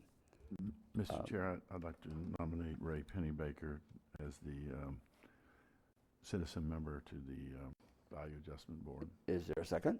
I'll second that, Mr. Chair. Seconded by Cusack. Any objection to the motion? Hearing none, the motion passes unanimous. So, Now, I believe you also, Mr. Chair, need to have the election of the 2 people serving on it, the 2 council members. I guess that one we can just either, no elected. That's going to be a tough one. Because there's some parameters on this Miss- one. Mr. Mr. Patterson. Chair, Okay, Ms. Cusack. I think that if it's appropriate, that we could, I would like to nominate Billy Wheeler for the Value Adjustment Board to, Mr., yes, that would be Mr. Wheeler would be one. You're the one that appoints though, Ed. I'm sorry? Right. The election of 2 council members and 1 citizen representative nominated by the county chair. So that's what I thought. Yeah, So- this is Okay, a well. chair's appointment. Okay, well, Well, if it's your appointment, I'll then. appoint Billy Wheeler. How about There you that? go. Yes. Now, Now then, I guess I have another appointment to make also, right? Yes, sir. There need to have 2 council members. Who wants to go? Mr. Patterson, you're already on there. Yes. Would you like to stay there? Yeah, I'm fine. Okay. You know, I've been tormenting them for several years now. That's what I thought.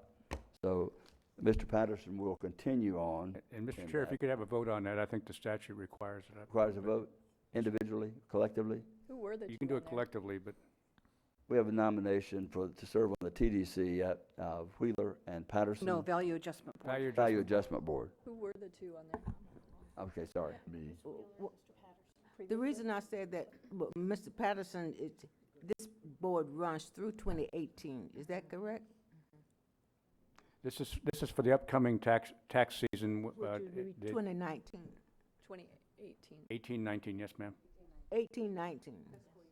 Well, Mr. Patterson may not be, That's right. well, So you would have to so do, we'd have to do it again.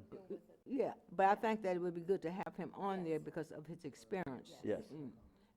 And we deal, I just want to put that on the record, just that then we would deal with it, you would deal with that at that appropriate time. I'd put you on there if you were there, but so the Thank you. motion has been made that Ms. Wheeler and Mr. Patterson be appointed to the Value Adjustment Board, and made and seconded. Who seconded Mr. Patterson? I think Mr. Lowry seconded Mr. Patterson, didn't you? That's what I thought. Oh, okay. I'll take that one back. It was Ms. Cusack, seconded Mr. Patterson. And she lobbied for him. We need that. That's good to have. The motion is made and seconded. Any objections to those motions? Hearing none, the motion passes unanimously. Is that all we need to do on this one? I hope. We've done 2 council members and Mr. Pennebaker. Good to go on this one. Believe it or not, we're moving right along here, and it's public participation time. I have no one wishing to... Before we do that, Mr. Chair, can we look at appointments? Do we have a vacancy on the ECHO board? Yes, ma'am, we do. Whose appointment is it, or is it anybody's appointment? I don't have it in front of me. Hold on 1 second, please. I'll look it up. Okay. I don't have a computer I in know, but front of me. I want. Okay. But we do have a vacancy on the ECHO board. Yes, ma'am. Okay, we can take care of it at the next meeting, but Mr. Patterson, your name is still up, and Ms. Cusack, you're still up. Yes, ma'am, I'll look into it. I'm not sure we have the applications in for the appropriate district, so I didn't bring it forward. okay, thanks. Sure. Thanks, Marcy. Mr. Patterson, you're not up, are you? What? I don't know. I guess they didn't clear. It didn't clear. Oh, I'm sorry. Sorry, my bad. Okay. We will now move to public participation. I have no one wish to speak with a card filled out, and we will then go to discussion of matters not on the agenda. The county manager, Mr. Deneen. Thank you, Mr. Chair. I have 2 things. First, Jerry Britton. Jerry, would you come up to the microphone? Come on up. This is Jerry's last council meeting, okay, as an employee. He's going to retire. Don't be getting too excited, Jerry. With that, I'm going to turn the first comments over to George. Mr. Chair and Council. Yeah, Jerry came with us back in 2003. It's been 15 years. I've had the honor and pleasure of working with Jerry, and I could tell you we worked hard to find somebody at the time, and we were very lucky to get Mr. Britton. He came right at an interesting time. We were, still kind of in the boom, and we had to really ramp up our construction schedule. We were in a situation similar to where we are today, where we were falling behind. At that time, he helped us, played an integral role really in getting the $65 million bond program put together. And he also, in addition to that, helped convince others that Public Works should probably start the construction of the trail program, which is something that Jerry took on with a lot of zest. And another thing under Jerry's leadership that we did, which was a change, and Mr. Deneen had pointed out the need for more oversight in vertical construction. So not only Jerry, who came to us with a lot of experience in roads and bridges and such, he added vertical construction and was all put under him. So through the years, in 15 years, it's an impressive list of things that he's accomplished and worked on under his leadership. The widening of almost every major road that we've done: Howland Boulevard, DeBerry Avenue, Enterprise Road, West Rhode Island, Saxon, LPGA, Williamson Boulevard in several areas, Clyde Morris, Taylor Road, Timber Creek. Also, we've done, he worked tirelessly with our developers, and we put together Williamson Road down to Pioneer Trail to Airport Road, Tomoka Farms Road, Dunn Avenue Extension played a big role in having that, which eventually, of course, helped us secure Trader Joe's. Timber Creek, was another one. So he's done over 70 miles of road construction and has managed over $190 million in just transportation projects alone during that time. It's also Turnbull Bay Bridge, continues now, Spruce Creek Bridge, of course the bridge project we just mentioned, I-95 over Dunn Avenue, Otter Boulevard Bridge, and of course the ongoing Veterans Memorial Bridge.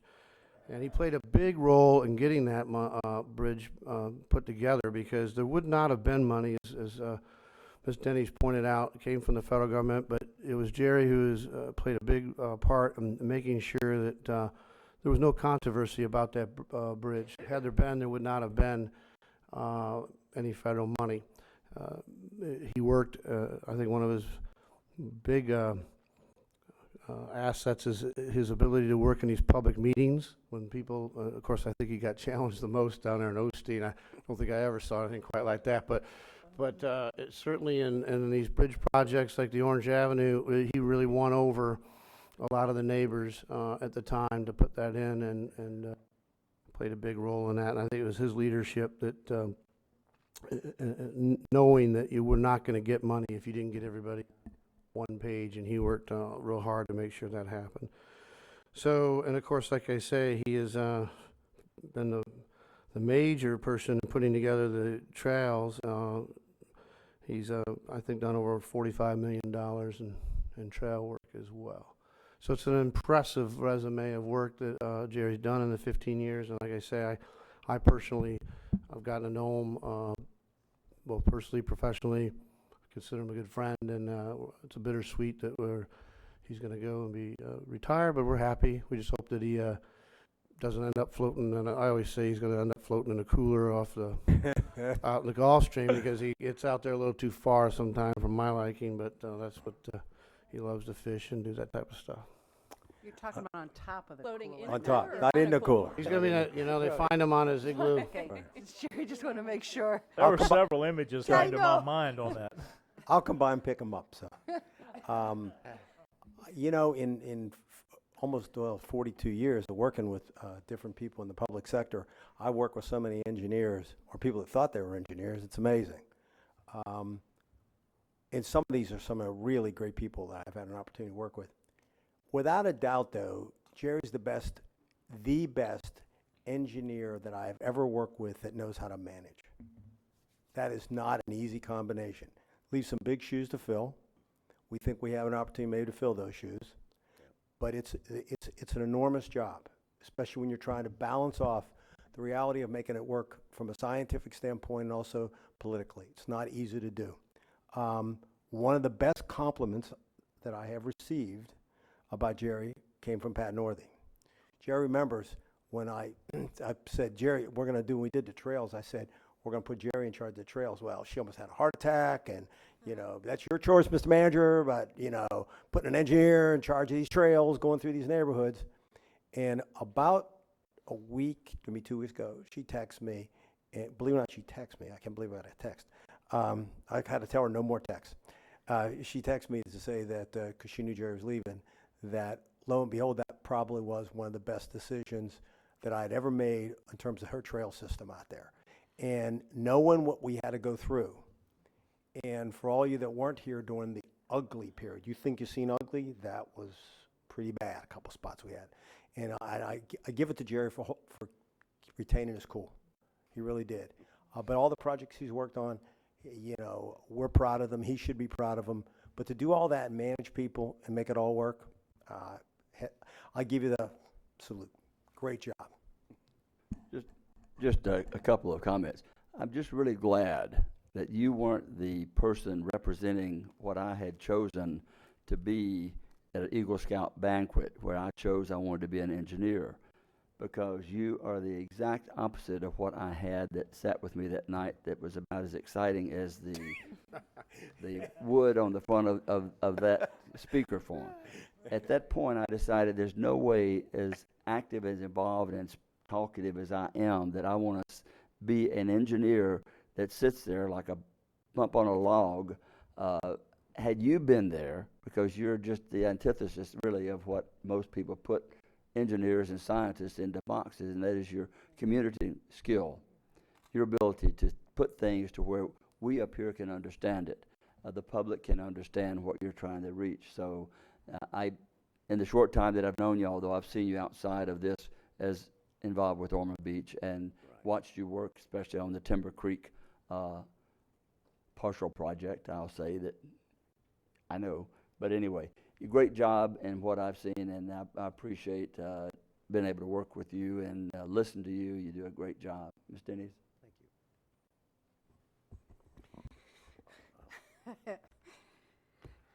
We miss you, Jerry. Miss you already. I miss you already.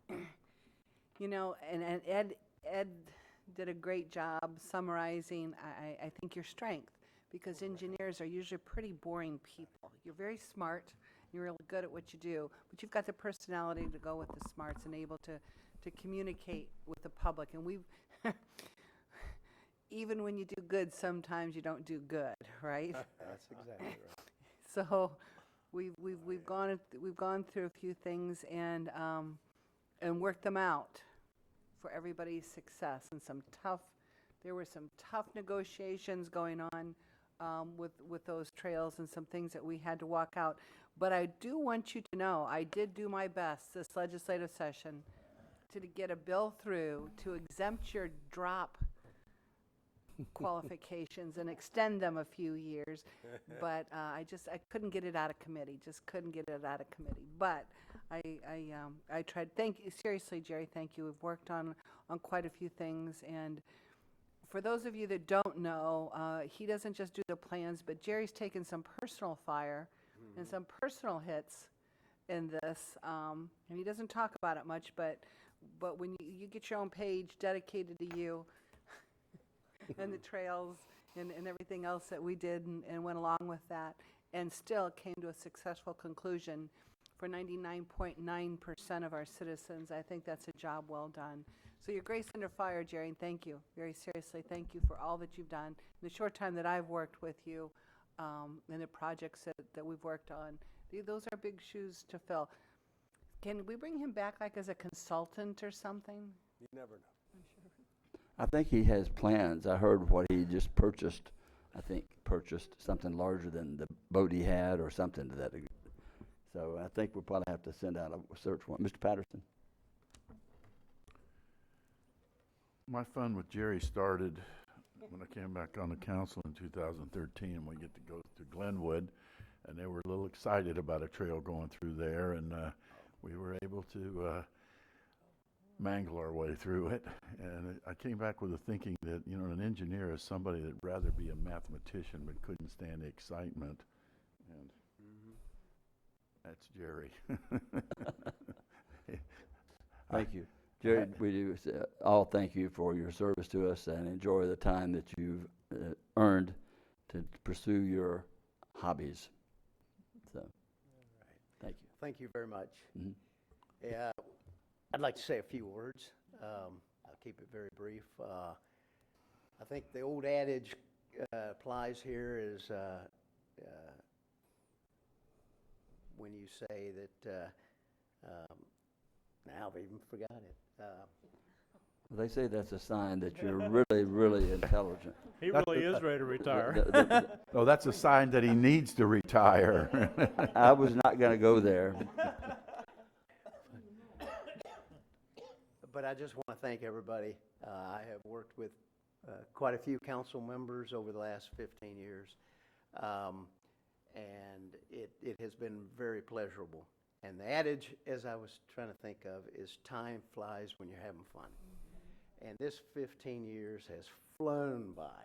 I can't believe that it's been 15 years. I mean, and I can tell you that this is absolutely, with 45 years of working, mostly all but 6 of it was in the public sector. And I can tell you that this is the greatest place to work. Anybody who's interested in coming to work for government ought to be looking at Volusia County. You've been a great council, and previous councils have been great. Loved working for you. I've loved serving the public, and I've loved working under the leadership of Mr. Deneen and Mary Connors when she was here, and now George. And George made a few remarks about, taking over the trails and the design and construction of trails and the vertical construction. You probably don't know, but not too long after Mr. Dean came, I got an itch. I was getting ready to feel like, roads just, we were building roads, but I wanted to do more. And I was thinking about moving on. And that's when Mr. Dean and Mary Connors came up to me and said, what would you think about taking over all the trails and the vertical construction? And absolutely, I've never thought about leaving. It's a great place to work, and I can say that I enjoy coming to work every day. You got a few, but I tell you what, I've got a staff now of professional men and women and the prior staff that just absolutely are the best. I can tell you they are professionals, and I have just enjoyed working with them. It's been a pleasure. I just Let's have them can't- stand. They're back, a lot of them in the back here. Thank you.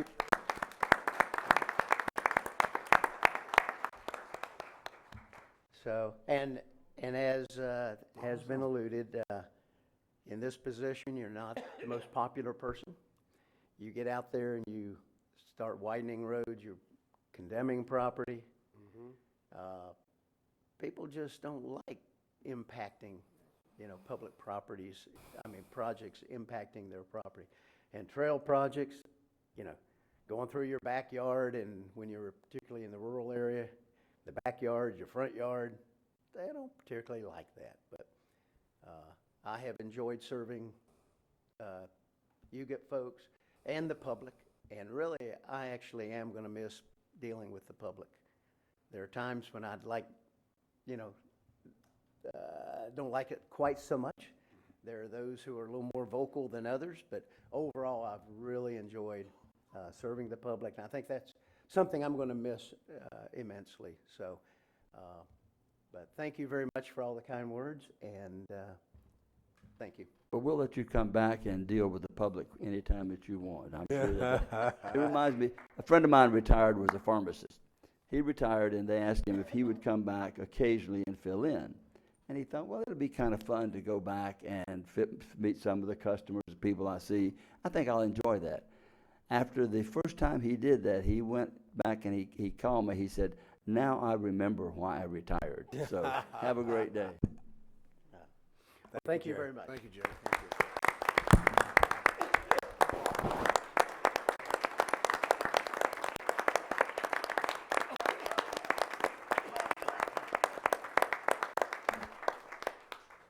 Okay, how are you going to top that, Mr. Deneen? Well, Jessica, come on up. I actually asked Jessica to do something today. No. She's coming up. We make sure, now, we hang on to good people. Okay. One thing I thought the council deserved was a little bit of an update from Jessica on, one, where we are with all the extra litter and the programs that we have out there. Two, and I also want to make sure everybody understands, Ray Manchester and his people really are part of everything we do on the beach and making sure that it does happen. So she's going to talk about that and a little bit about the whole toll booths and how that's going and selling the stickers. And one other thing, Ms. Denny's, I'm going to mention, you and I might want to say to the public here that we guarantee you we'd open all the ramps where there was driving where we could. 16th Avenue was the only one that we couldn't because we wanted to, but we couldn't because it needs improvement. In talking to the city wants to delay going down that path. And so we're going to wait to get some direction out of them. We told them we'd wait. But that one's on hold in 16th Avenue till we get better information from them. Jessica? Good morning. Jessica Winterwerp, Coastal Director for Volusia County. As you may be aware, this past weekend was kind of a big deal. We had Bike Week closing up. We had spring break, not only the out-of-state colleges, but it was also the one weekend where Volusia, Orange, and Seminole all had spring break as well. We also had St. Patrick's Day, and then on top of all of that, it was beautiful and sunny, and there were no waves. So we stepped our game up. This was really our first 2018 kind of all hands on deck go for a big full weekend.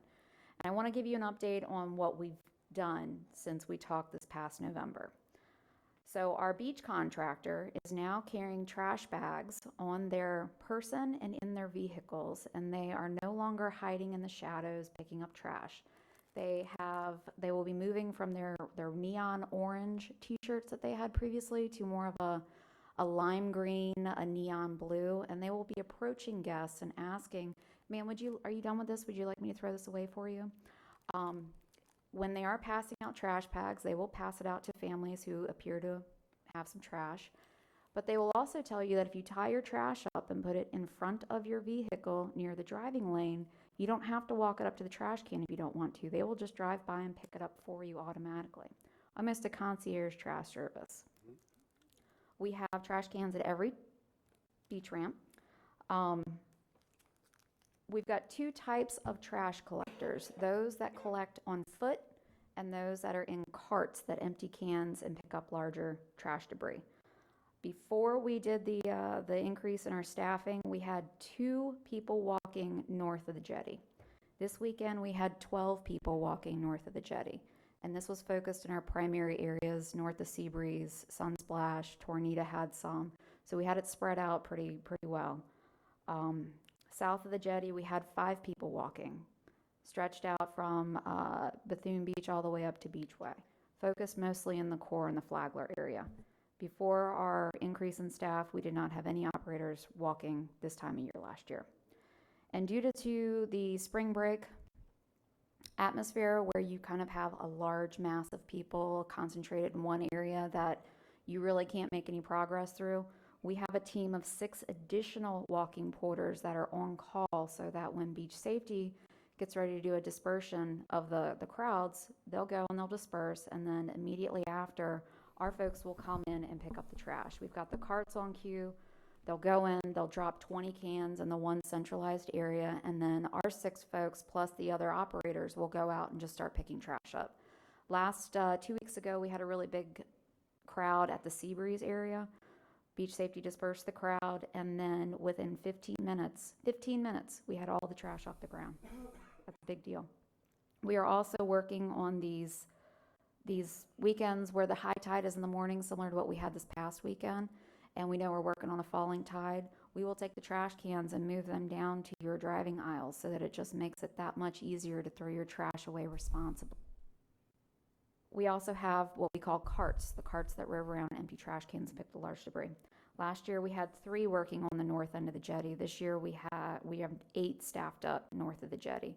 So what that's done is if you have more carts in an area, they have a smaller area of responsibility, so they can service that area of responsibility more consistently. Instead of seeing them once every 3 hours, you may see them once an hour just to pick the trash up. South of the jetty, we had 5 carts working all the way down to Bethune Beach. With tolls, this weekend we had all of our ramps open. We have been given the direction to do off-beach sales, so basically moving your annual pass sales from your toll booth and putting it on the beach. We have the goal of May 1st of having every ramp having the ability to sell a pass on the beach. Every time you do something new, we have to work through the kinks and figure out the best way to get the process rolling smoothly. This past weekend, we had 3 pop-up locations, one at Flagler Avenue, one at 3rd Avenue, and one at Beachway, all very high annual pass sale locations. On Friday, we took 90 annual passes off of the toll booths and put them in the pop-ups. On Saturday, we did 126 annual pass sales that got out of the line so that people did not have to wait for them and sold passes on the beach. On Sunday, we had 192. That was our largest day of annual passes. All New Smyrna, focused on your main entrances. But they don't want another beach access open. We offered. Every weekend, we're increasing our locations, the pop-ups, and then on May 1st is our goal to have every ramp have a pop-up. So you'll see more. Next week, we'll start going on the north end, the Dunlawton, your higher visibility areas is what we're going to focus on. Now, we've also increased our janitorial. What I mean by janitorial is we have a lot of Volusia County permanent restroom sites. You have Dahlia, you have Tornita, you have Winter Haven. There's 11 of them north of the inlet. So previously, we only had a roving porter service the restrooms on our major holiday weekends, your Mother's Day, your Memorial Day, July 4th, and Labor Day. Now we have 2 roving porters servicing the 11 restrooms north of the inlet, broken up into 2 zones.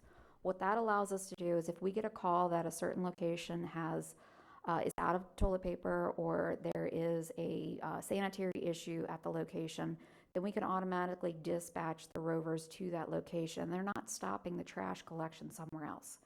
In addition to doing restroom cleaning, they are doing litter pickup at these locations.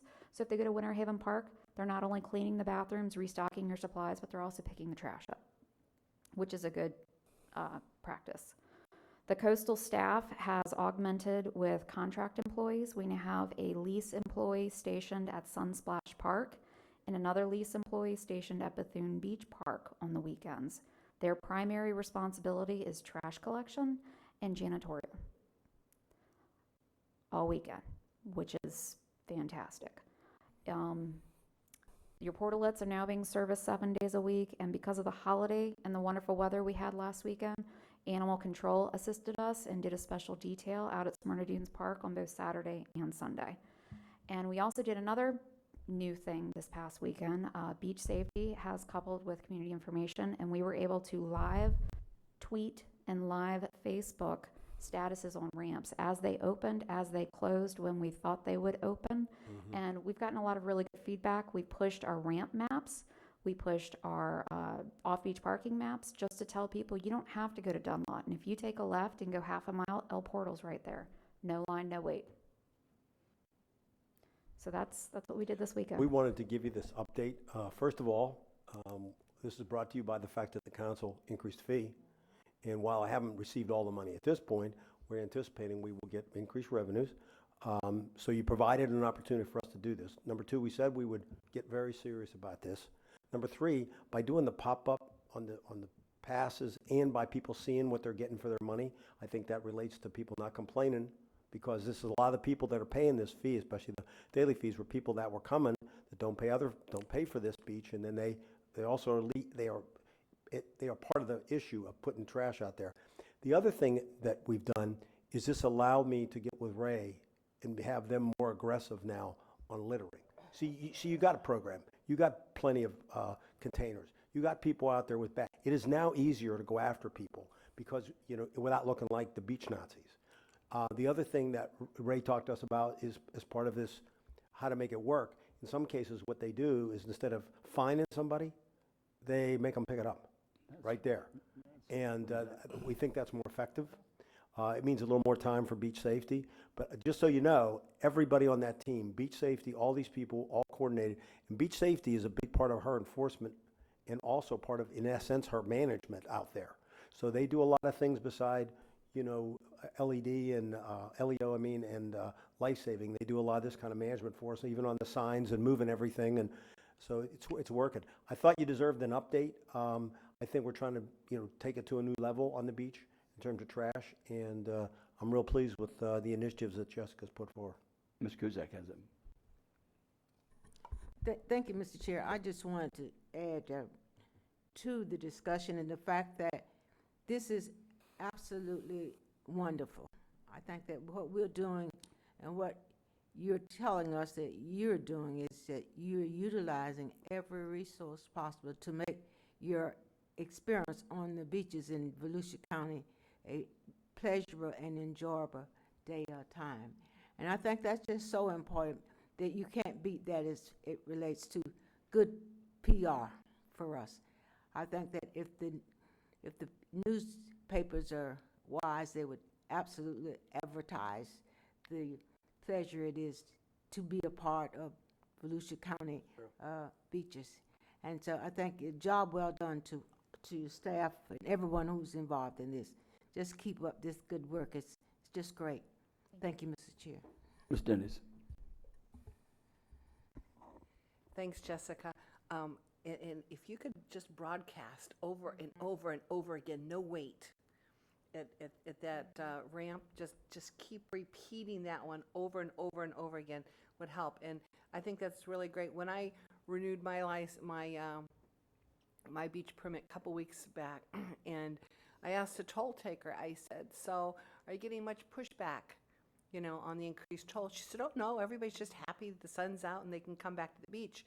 She said some of the locals that were surprised on the daily pass, when we told them that they could keep their receipt and apply it to an annual pass, she said they were fine.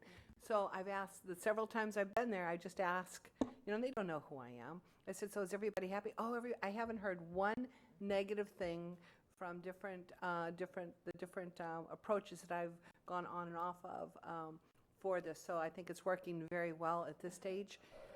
Our port, and I think that's really great with the focus on the littering and the trash, but those same porters, are they authorized to enforce our parking regulations? Because while this is good, our issue, I gotta tell you, is people sitting in between parking spaces. It shouldn't be there still. So are we calling that out on a reg, because we need the parking spot. It's beach safety. But we need the. It is beach safety, and as the season ramps up, because when there's very few people here, it's easier to work with people, but now that you start getting busy days, it gets full. They have to make that. People don't like us doing that, by the way, but the beach safety does that now on a regular basis.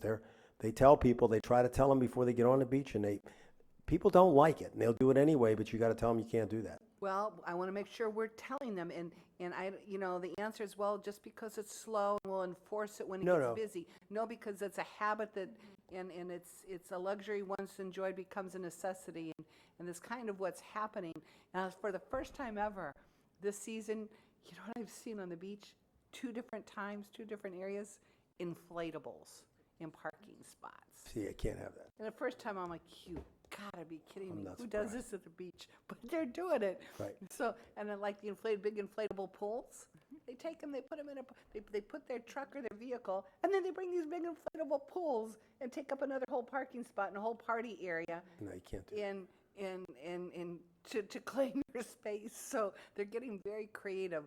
So we need to be, I don't know if we can cross that, but No, we're real aggressive about it, and you can't even do it in the slow zone. What I meant was, sometimes you got a little more time to work with people. Tell them, look, when I come back here in 20 minutes or something, move all that.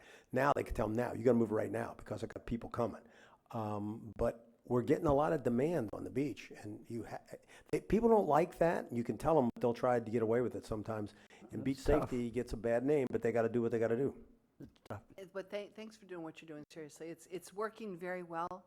It's working very well, and it has not slowed down. It has the beach activity, the increasing the fees. In fact, what I'm hearing from locals is I have been asked that we would consider increasing the fees yet again, proportionately next year for those outside the county. Oh, trust me, go to New Smyrna Beach, you'll hear it.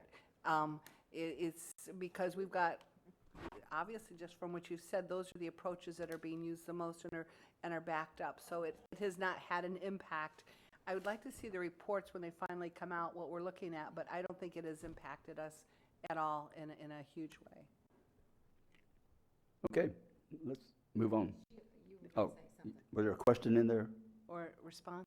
I think we need to give it another month or two, because if See. you remember, January and February and the beginning of March were all very rough weather seasons. If you Right. remember, January, we had all of our CZ posts got pulled out, we had to reset them, so we lost a lot of big days.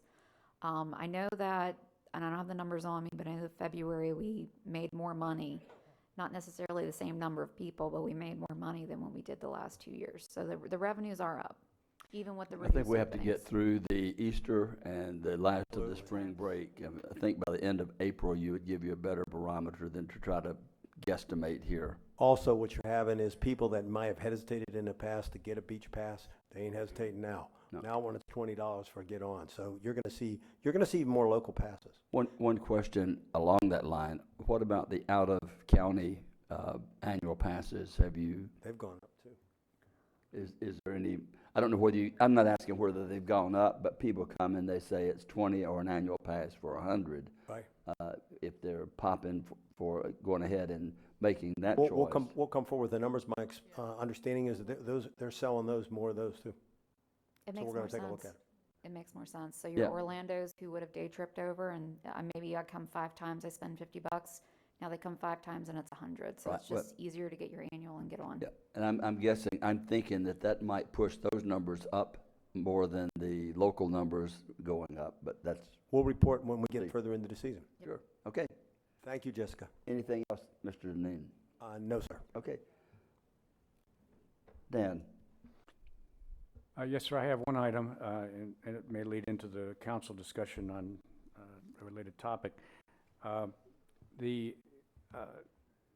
you know, the charter provides that you serve on boards external to the county, or that you designate someone to serve in your stead. Your predecessor in 2016 designated Mr. Patterson to serve in his stead on the Central Florida Commuter Rail Commission, and you continued that appointment. The agreement that the county entered into says that is to be that position is to be filled by election of the council. I think the charter controls, but just to have a belt and suspenders approach on this, I think it'd be helpful if the council ratified your designation, your appointment of Mr. Patterson, and that of Mr. Davis before you as the county's representative on the Sunrail Commission. Okay, I don't know whether we can ratify Mr. Davis's appointment, but we can confirm. I think the council can ratify Okay. both. Is there a motion to ratify the appointment of Mr. Patterson serving on the Rail Commission from the appointment from Mr. Davis and myself? Is there a motion? Motion by Ms. Cusack, second by Ms. Wheeler. Any discussion on this? No discussion? You're still there, Mr. Patterson. Motion passes unanimous. Thank you. I just that wanted the good? matter clarified before. Okay. It wasn't going to do any good to Well, what I just figured was it'd be better that we do this than you getting to the next meeting and they say, sorry, you're not a member. Well, yeah, that's kind of what we, Well, whatever. Whatever. It's done. Thank you. Thank you. That's all, We'll sir. go to the council. Ms. Wheeler, you're first on the list. I don't have anything other than I wanted to know if we were going to sponsor this Community Foundation 2018 Herbert B. Davidson Memorial Award, a table there. All you have to do is Request. bring it up right now, request it, Okay. and we'll put it on the I'm agenda. asking. Everybody should have this in front of them.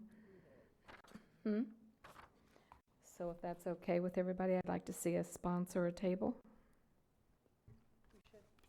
Any objections? If I don't hear any Just- objections, I'll put it on. Okay. Okay. Thank you. You get that? Okay. Ms. Cusack. I'm assuming that was it, Ms. Wheeler. That's what you said. Ms. Cusack? Thank you, Mr. Chair. I have no comments. Okay. Ms. Denny's. Just one thing, this Friday at the Brandon Center from, I think, registration and breakfast starts at 8:30. The TPO, Combination Transportation Planning Organization, and V-Card retreat will be at the Brandon Center, New Smyrna. I think we have over 100 registered already and expect quite a few walk-ins. So we're going to have some autonomous vehicles there, thanks to Embry-Riddle. And I think we've also procured a Tesla to talk about transportation and technology and what's coming at us. Not what's coming at us, what's here right now. So it's going to be a pretty good retreat. If you're interested, that'll be this Friday, the Brandon Center, 9 to noon, with the TPO and V-Card. That's all I have, Mr. Chair. Dr. Lowry. I have nothing. Mr. Patterson. Ready to go. Had a accident on 472 last night. No fatalities, but it seems like 472 is starting to have some problems out there, and I'm getting some blowback from people. It's interesting. You have an area that has a 4-lane road out there. They really moved down that road. When I look at State Road 44 and Orange Camp Road, where we have 2-lane roads, and the traffic doesn't move that fast, so we probably get some minor fender benders. But when you get out there on 472, and I guess there's a problem with some of the on Minnesota and Durfee Road, their turn lanes we need to look at that. But I think we need to get some law enforcement out there on 472, because as many times I've driven out there, they're maniacs out there. And I know it's the locals, and they're the ones that are going to scream the most when law enforcement gets out there and starts passing out citations. But I think we need to slow it down because it is really, it's wild out there on 472. Whether they're coming in or going home, I mean, when they're going out or coming home, they're just driving like crazy out there. So if we could do something there. Sunrail. Y'all have the letter that we've sent out. Thank you for supporting us on this. And, you know, folks, it's been, the discussion on all of this started 543 days, maybe 44, 45 days ago. And we offered these amendments 395 days ago. And, you know, we're suddenly the other commissioners want something that they want, that they've already got additional things that they want. And we haven't even got what we started out to get. They're at 100%, we're at about 10%. I'm hoping that at the next meeting that Commissioner Dalari will put these on and we can get them passed and on its way up to Florida Department of Transportation to get their opinion. Because when I went up there for the meeting with Mr. Booker and I, and had an appointment set up with the Secretary Dew, it was set up and he wasn't there and there was no reason given for why he wasn't there. And basically what they told us was, well, we really want to know what the commission wants to do before we'll take any action. So this is pushing it. We got to keep pushing it, and that's what I plan on doing until probably, you know, they hide me in a closet somewhere. But as it is, we just really need to keep the pressure on, and we'll see where it is. We've sent all the letters out to all the various newspapers. It seems like Channel 9 had a little blurb on this morning. Channel 13 wants to do a little interview. And it seems like the News Journal is interested in doing a community profile on this, or, you know, whatever that is. So we're just going to stay on top of it. Okay? That's all right with y'all. Okay. Ms. Post. I just want to thank you again, Pat, for your leadership on this. I mean, you are our front man in this very important issue, and you have been relentless. And I appreciate it very, very much. Thank you. Could each one of you dedicate 10% of what you make as a county council member over to me? You realize we only make 50% of the state guidelines, right? Thank you. Ms. Post. Y'all done, Pat? Yeah. I'd like to ask staff and see where we're at on scheduling any of the workshops. I know Councilwoman Denny's had asked for that report last meeting, and I've brought it up several times about getting those scheduled, and I keep being told it's you and them are going to get it scheduled. We did a preliminary at the last agenda setting, and those will be forthcoming. Okay. They're scheduled throughout the rest of the year, the ones that we have there. So we'll have those as soon as We'll send that out shortly. Yep. We've tentatively put them. He's looking to make sure that there's nothing conflicting with those dates. So they're there. Thank you. I just wanted to follow up with that. Okay. I wanted to bring up the constitutional officers information. Constitutional Review Commission has approved the other day the Proposal 13, 26 to 7. So that's going to greatly affect us with our constitutional officers, if that goes through, but they have one more shot they're doing the language, they have one more shot to vote on it, and then it would go on the ballot in November. I think there's 2 more shots, because the full commission has to vote as well. After the language, so the next one more vote. So I just wanted everybody to be aware of that and keeping an eye on that. That's going to greatly affect us. The other thing is I've had a number of people call me. A lot of you heard about the 2 lieutenants, the naval pilots who were killed down in Key West in that training accident. everybody started calling and asking, you know, what can we do to help them, because Lieutenant Caleb King is from our area, is from Volusia County. His family still lives here. And so I just wanted to, first I wanted to applaud a number of people. I reached out to a number of people to get information, and they were very helpful with that. But I wanted to give some information on the actual things that are coming up. He's going to be brought back on Friday to the Daytona Beach International Airport, and but that is going to be a private thing for his family. His wife is a lieutenant in the Navy as well, also a pilot, and that will be her first time to visit with him. So that is going to be private. I know I had several requests to find out about that to be there, but again, that's private.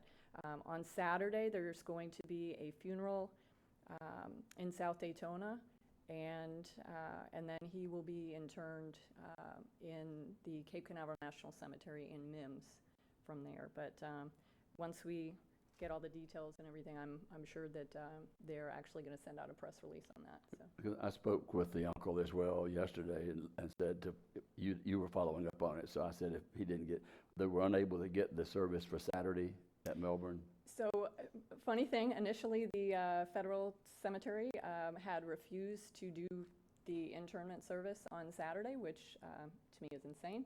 And but through a number of calls, that has been corrected, and they will be having that service. Okay. So. Well, I figured it so Yeah. because I said if it wasn't corrected, Yes. to give me a call, and we would reach out through any sources that anyone else may have to reach our senators and congressmen to see why in the world that they would make people wait till Monday for the interment. And didn't make sense, but glad that Absolutely. you got it all worked out. Absolutely. Thank you.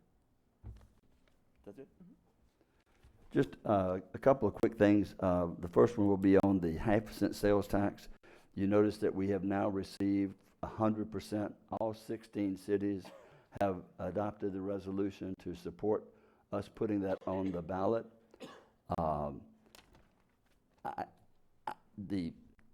There was a question about whether or not we should have a joint meeting to listen to them and to try to get, with the 2 years or so, or the year and a half that we've worked on getting this done, with the commission and council meetings they've had and working and all the discussions, I just wondered, is it really important or imperative that we have a joint meeting when you saw how difficult it was to have a joint meeting with one city to put together the shores?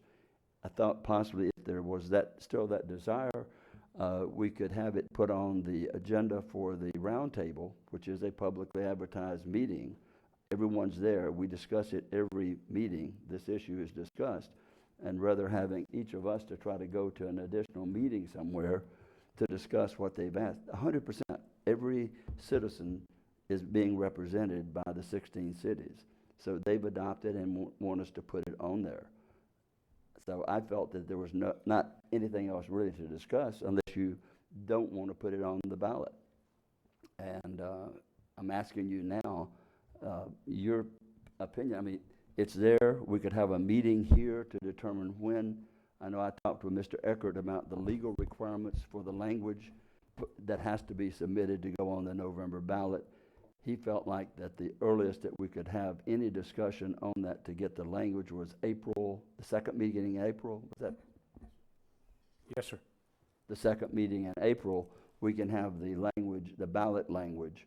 Well, let me clarify. Maybe this is a better way to put this, is that I'm assuming that once all the cities have signed, they're asking for you and the communities to put this on the ballot. Right. Now, the question comes down, because I've talked to different council members have talked to me about whether I schedule a meeting. I was going to try and shoot for the first meeting in May where you would invite them to come down here. So in other words, not have a joint meeting with them, just to invite the representatives from the cities and from the business community and all that to come down here, which is not uncommon. It happened when we did the Hard Rock and things like that, where there's community support out here that asked you as a group to put this on the ballot. A number of council members came to me and said, Jim, that was my expectation when we passed that letter out that day. So what I need to know, and I think the chair needs to know, is are you ready to just put it on the ballot without that? Or do you want us to have that meeting where the people come down and, you don't want it to go on forever, but one or two people can speak to everybody. But a number of council members have come to me and said, Jim, that's my expectation. So what I think we need to do, find out today, Mr. Chair, is whether we're going to do that. I've gotten a number of people that said they want to come, so. Well, I've gotten a number that said they wouldn't want to take the time to come to a council meeting when they've spent hundreds of hours of putting this together. And I thought this was a comment that was made that if we don't get the 100%, then that you would want to have the people to come to show their support. And we do have 100% of the cities adopting the resolution, which is what we had asked. Right. They all did it, and they did it in a timely manner, although two of them were like in the month of March. And they worked very diligently to get all the managers, all the cities, to get this done. But when we drafted the original overview to the council, it said both. It said that they would do this and come down. So all I need to know is what the will of the council is, so I can get that ready for the first meeting I can think of would be the first meeting in May. Well, assuming, and there are we assuming that there's not a timeline, there's not that May 10th deadline that there is with other issues that the CRC has, that we don't come under that same one. I know we had a time frame based on the time of the elections on the ones we've had in Ormond, which also would apply here. As far as anything going on a ballot, there is a time requirement. You can't wait till the day before or the week before. So if we can know that, then we can set the date. I mean, unless you already know, Mr. I do, sir. You could do it at the first meeting in May. You could do it later than that, actually. The issue is that you want to have the ballot question framed and ready to go so that, assuming that you want it on the November ballot, as I do, that would be ready at the time of the primary. So you need to act before that. Now, there's good reasons to act before that time, but so far as getting it on the ballot, you need to have the ordinance adopted prior to the primary. Well, part of the reason for the timing of this, and I think the timing should be in with the CEO Business Alliance and with the consultant as far as the timing of when it's put out there, and also the fact that they are starting to promote the issue. I understand they're going to retain someone from the community to go out and be speaking to the groups. And I almost think it would be helpful to have the ballot language as they're out discussing, because I know that they're meeting to do that. The other thing is, as I say, Mr. Chair, there's a good reason to do it earlier, to allow public discussion far in advance and a full airing. But so far as just getting it on the ballot, you could do it. Okay, so we could do it before May. Sooner. We could do it sooner or not. Yes, sir. Okay. But I think probably the first week of May is a timely date to do that. Okay. First and meeting as far as I know others should be speaking as well, but so Ms. Dennis, go ahead. Mr. Chair, to this issue, I know there's been multiple meetings about this with the elected leaders, roundtable, and other commissions and boards. However, the agreement from this council, and clearly the message was, if it's going to be on the agenda, on the ballot, that the cities would come to us with the request. And that was even in the language that we approved by resolution. And as I was thinking about this and hearing some of the discussion, if there's we just came through legislative session, and when our cities and our other organizations take the time to go to Tallahassee to lobby for an expenditure or something that they want achieved within their city, their district, or their region, they take the time and they travel. I don't think it's asking too much to ask those entities that have all got skin in the game to appear before the council and make the request as a unified group, because without it, without a unified community, city approach, and from the chambers of commerce and everybody else, we do not send a unified message. So this chamber, I'm expecting to see a full chambers. If not, I'm probably gonna question the sincerity, because I don't want political amnesia should things get hot, and it will. This will get very hot. This issue is gonna be very, very contentious. We can do this together collaboratively, but we need, I won't do it without everybody, let's put it that way. Okay. It's what I agreed to, it's what we agreed to going forward, and I think they would welcome, actually, I think they would probably welcome the opportunity to come in and posture for this great transportation economic generator for their particular city. But Okay. that's my 2 cents, but Okay. that's what I accepted, that's what I expect. Okay, I understood it differently, but Ms. Post?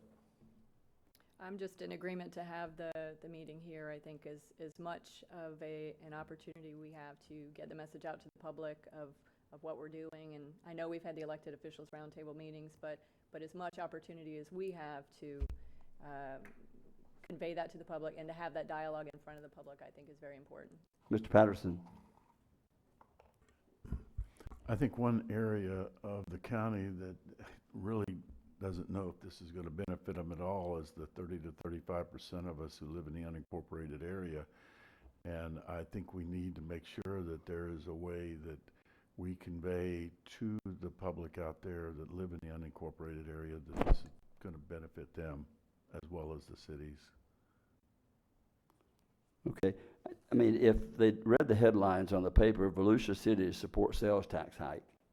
We've got 16 resolutions by the cities saying they are wanting it to put on. They didn't have to do it this way.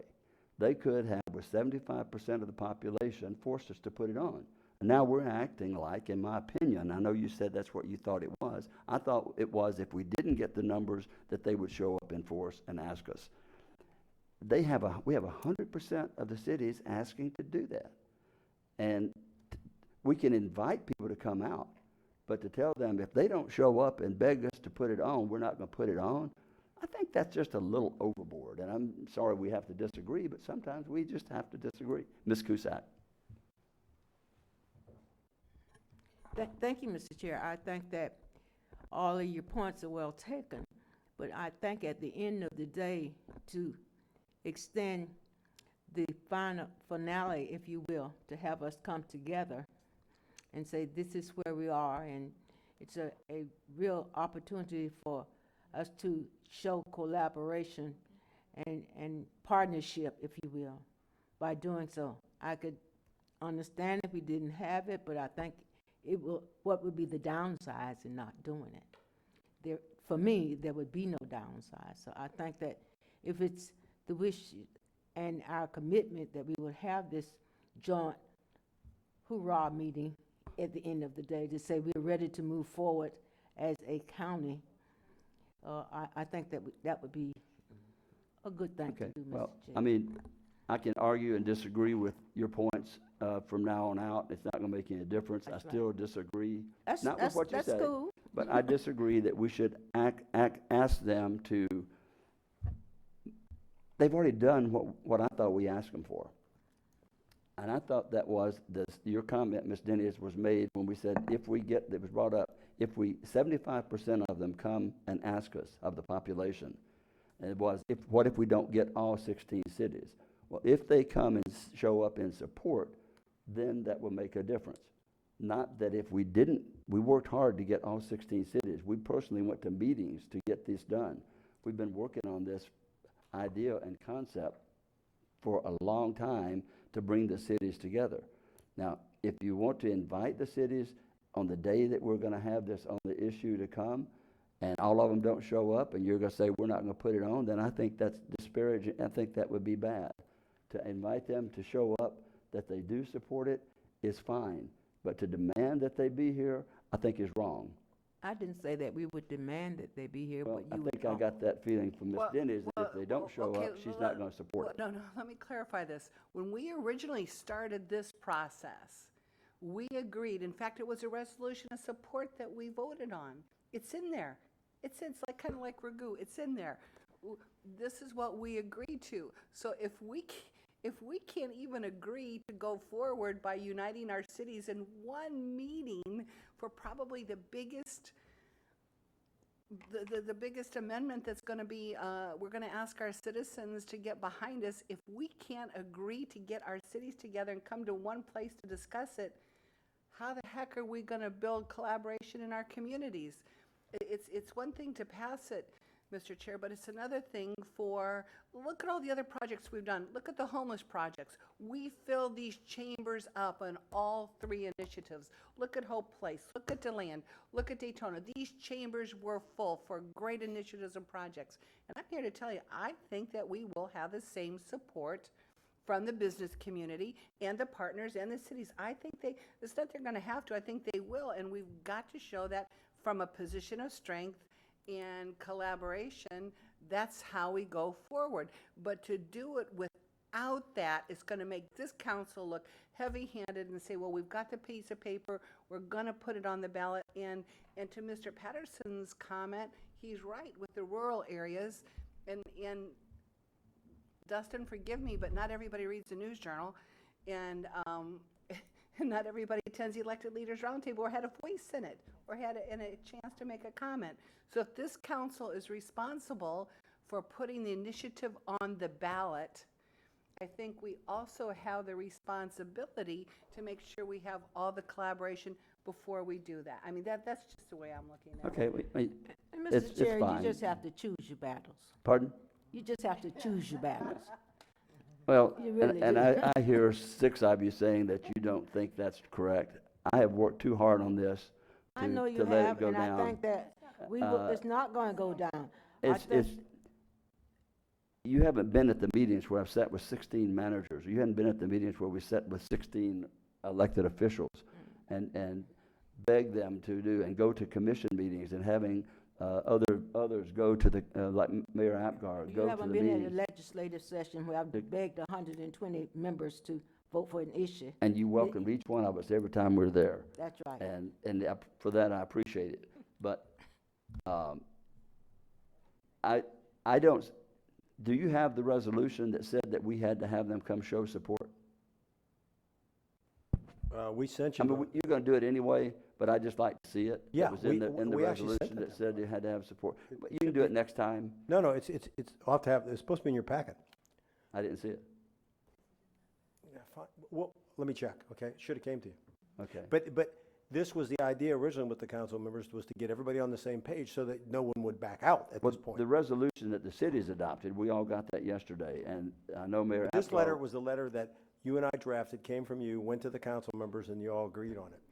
Point is that if you give, I guess what I'm hearing is, you got at least 6 of you once, all we're doing is inviting everybody to come here. I will tell you, I've heard from some people who are expected to come. Well, that's fine. That's fine. So I don't. Let them come.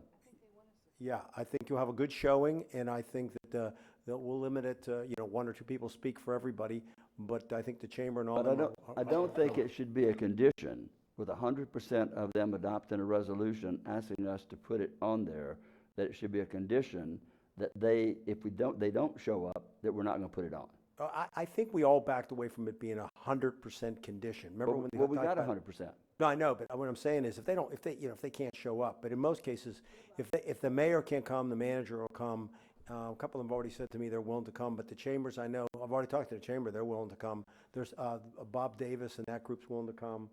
Well, we're getting endorsement. The chamber is out for vote. I think we'll get the support of the chamber, the Daytona Regional Chamber. And if nothing else, look at it this way: we fill up the chamber here, you get a free advertising in terms of being all together. Well, and all we're doing is we're asking to put on something to allow the people to make the choice of making the necessary improvements in the infrastructure or live under the conditions as they currently exist. I agree. I think That's what we're asking. Right. It's I not think like we're imposing a tax. No, on no, them. but Mr. Chair, I will tell you, this becomes a problem when you're a county government, is that unless people sometimes see that, they tend to think that we override everybody. They tend to think that we do things strong, which is not true. And so I think with some of the council members get concerned is, without that showing, it looks like the council's taken a council initiative to put it on. That's what I think you're hearing, and that's history here. So I think that you have done a lot of work. I think it's going to show up by this place being full of people, and I think that there's no downside. Well, and I'm speaking along with Joe Yarborough and Bob Apgar at the Volusia League. We are part of the program Thursday night. So, and we've been out speaking. I've been speaking to clubs. I've been working with the private sector. We have the private sector that's going to help fund the campaign to a huge amount to help get it done. The consultant on the project. So we have unity of the people, and we know that the unity comes from the fact that who knows better their needs and infrastructure than their local communities, and that's what they're stressing. Mr. Chair, you have done a yeoman's job of getting 16 cities to agree to vote on something. I don't think all 16 would have. Some of the things that you agreed to do was how we would divide the money based on the formula from the state. That was a big deal. Getting people to understand how they could go about getting projects like in Oak Hill without being afraid of being cut out. I think you've done that, and I think everybody appreciates that, and it got us to this point. I think this last thing that's sort of the cake. This is more the icing on the cake, with maybe a few candles, and I think it'll come off good. Well, if we're going to do that as part of the icing on the cake, let's try to coordinate a date that coincides with the kickoff of the promotion that's going to be done by those that are going to be financing it. I'd like to do that. I'd like to suggest, if we could, the first meeting in May, that gives people to get everybody organized. I know they have a timeline that they're working on. I'll check with them. Check with the timeline that they have. I know they were to bring someone on board to start talking. Right. This would be a good way to kick it off, because like you said, you'd have the exact language then. Right. Then there wouldn't be an argument about what it is or what could get passed. Let me It'd be get what is Mr. passed. Eckert. Well, yes, sir. I'm just kind of reaffirming my direction here. And to restate what I think you already know is that you're adopting an ordinance that is subject to referendum. So it has to be, the title it has to be advertised in accordance with your normal ordinance procedures. The ballot question is included within the resolution.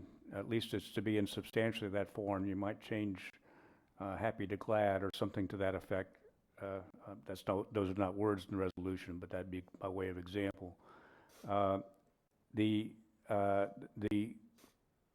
ballot question informs the voter on the uses to which the categories of expenses to which this can be paid for by the proceeds of the tax. It becomes essentially a limiting factor upon the otherwise lawful uses to which the tax could be put. You're telling the voters this is what we're going to use it for, and not for other purposes. So my intention, I'm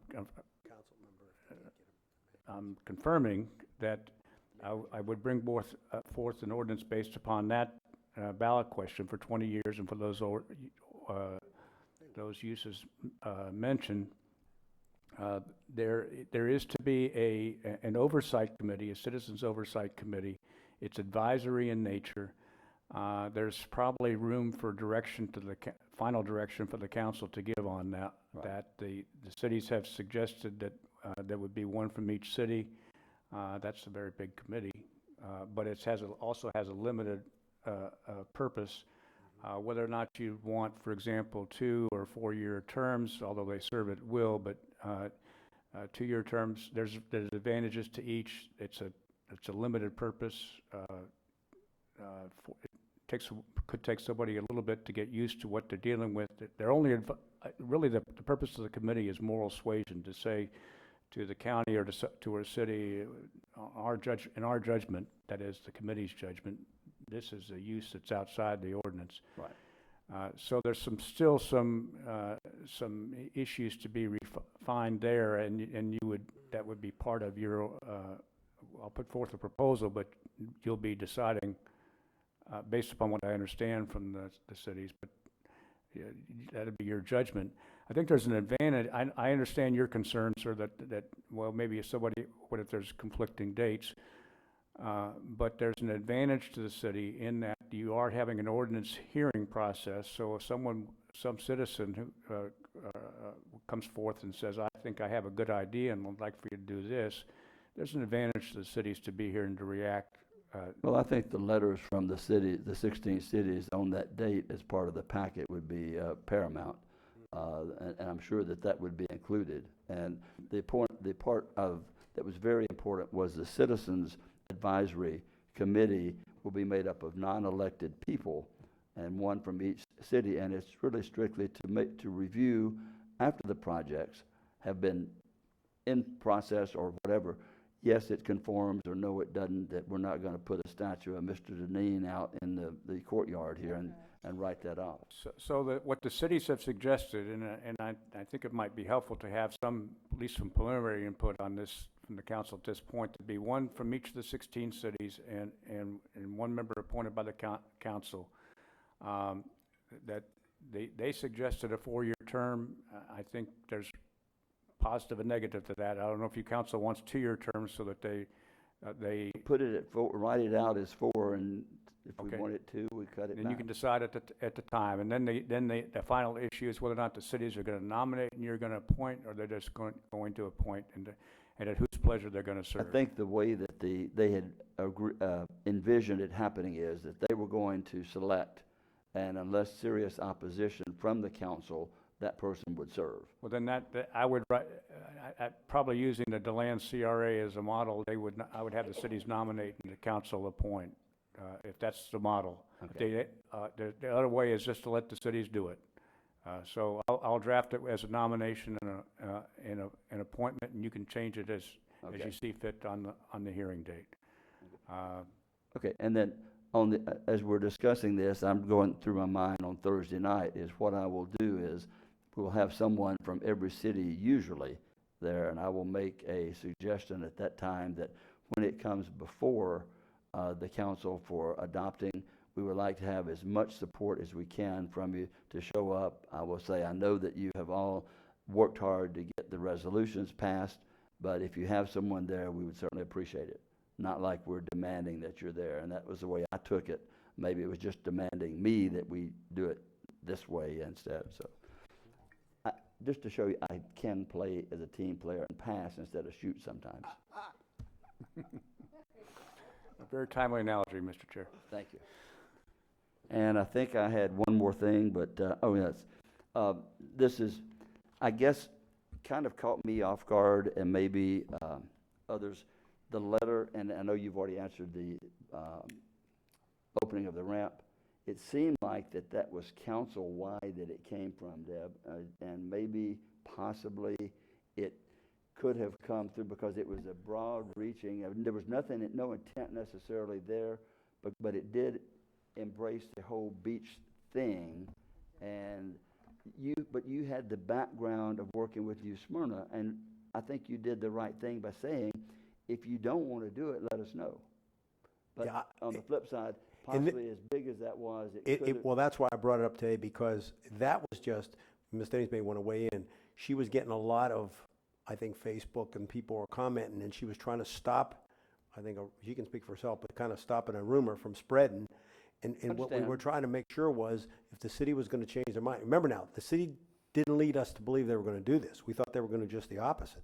We thought that they were going to support it. Yes. Right. And so what we wanted to make sure was that they knew they wouldn't lose the money necessarily right up front, but that we weren't going to push something as though it was heavy-handed by our part. No, and I understand. That's why I think we need to put something formally from the and I know council that in writing. They were putting pressure on the red shirts, orange shirts, or green, whatever shirts they have there. All the shirts there, and you're there, and you're just, because you're not hiding in a cave somewhere, you're easily found. And I know that you're out there, and I know that you got it. I just was thinking, so. If I could just weigh in on this, what I've shared with Oh, you. this is something else. No, it's the same thing. This is a letter from an attorney, Oh. a firm in Orlando regarding the 16th Street beach approach. It's public knowledge because I received it, so there you go. I made sure you got a copy of it too, since you brought it up. This is a gentleman who owns a property that borders 16th Street. So we have been informed, let's just say we have been informed there's 28 attorneys in this trial attorney firm. So you can read between the lines with this conversation, and the city of New Smyrna Beach has had a lot of pushback on this for a lot of reasons, but the truth of it is, and Commissioner Riker, Judy Riker, who represents that particular area of the beachside New Smyrna, she has 3 of the approaches, and she's like, well, in her district, and her question is, why would you not want to open another approach and alleviate some of the traffic in New Smyrna Beach?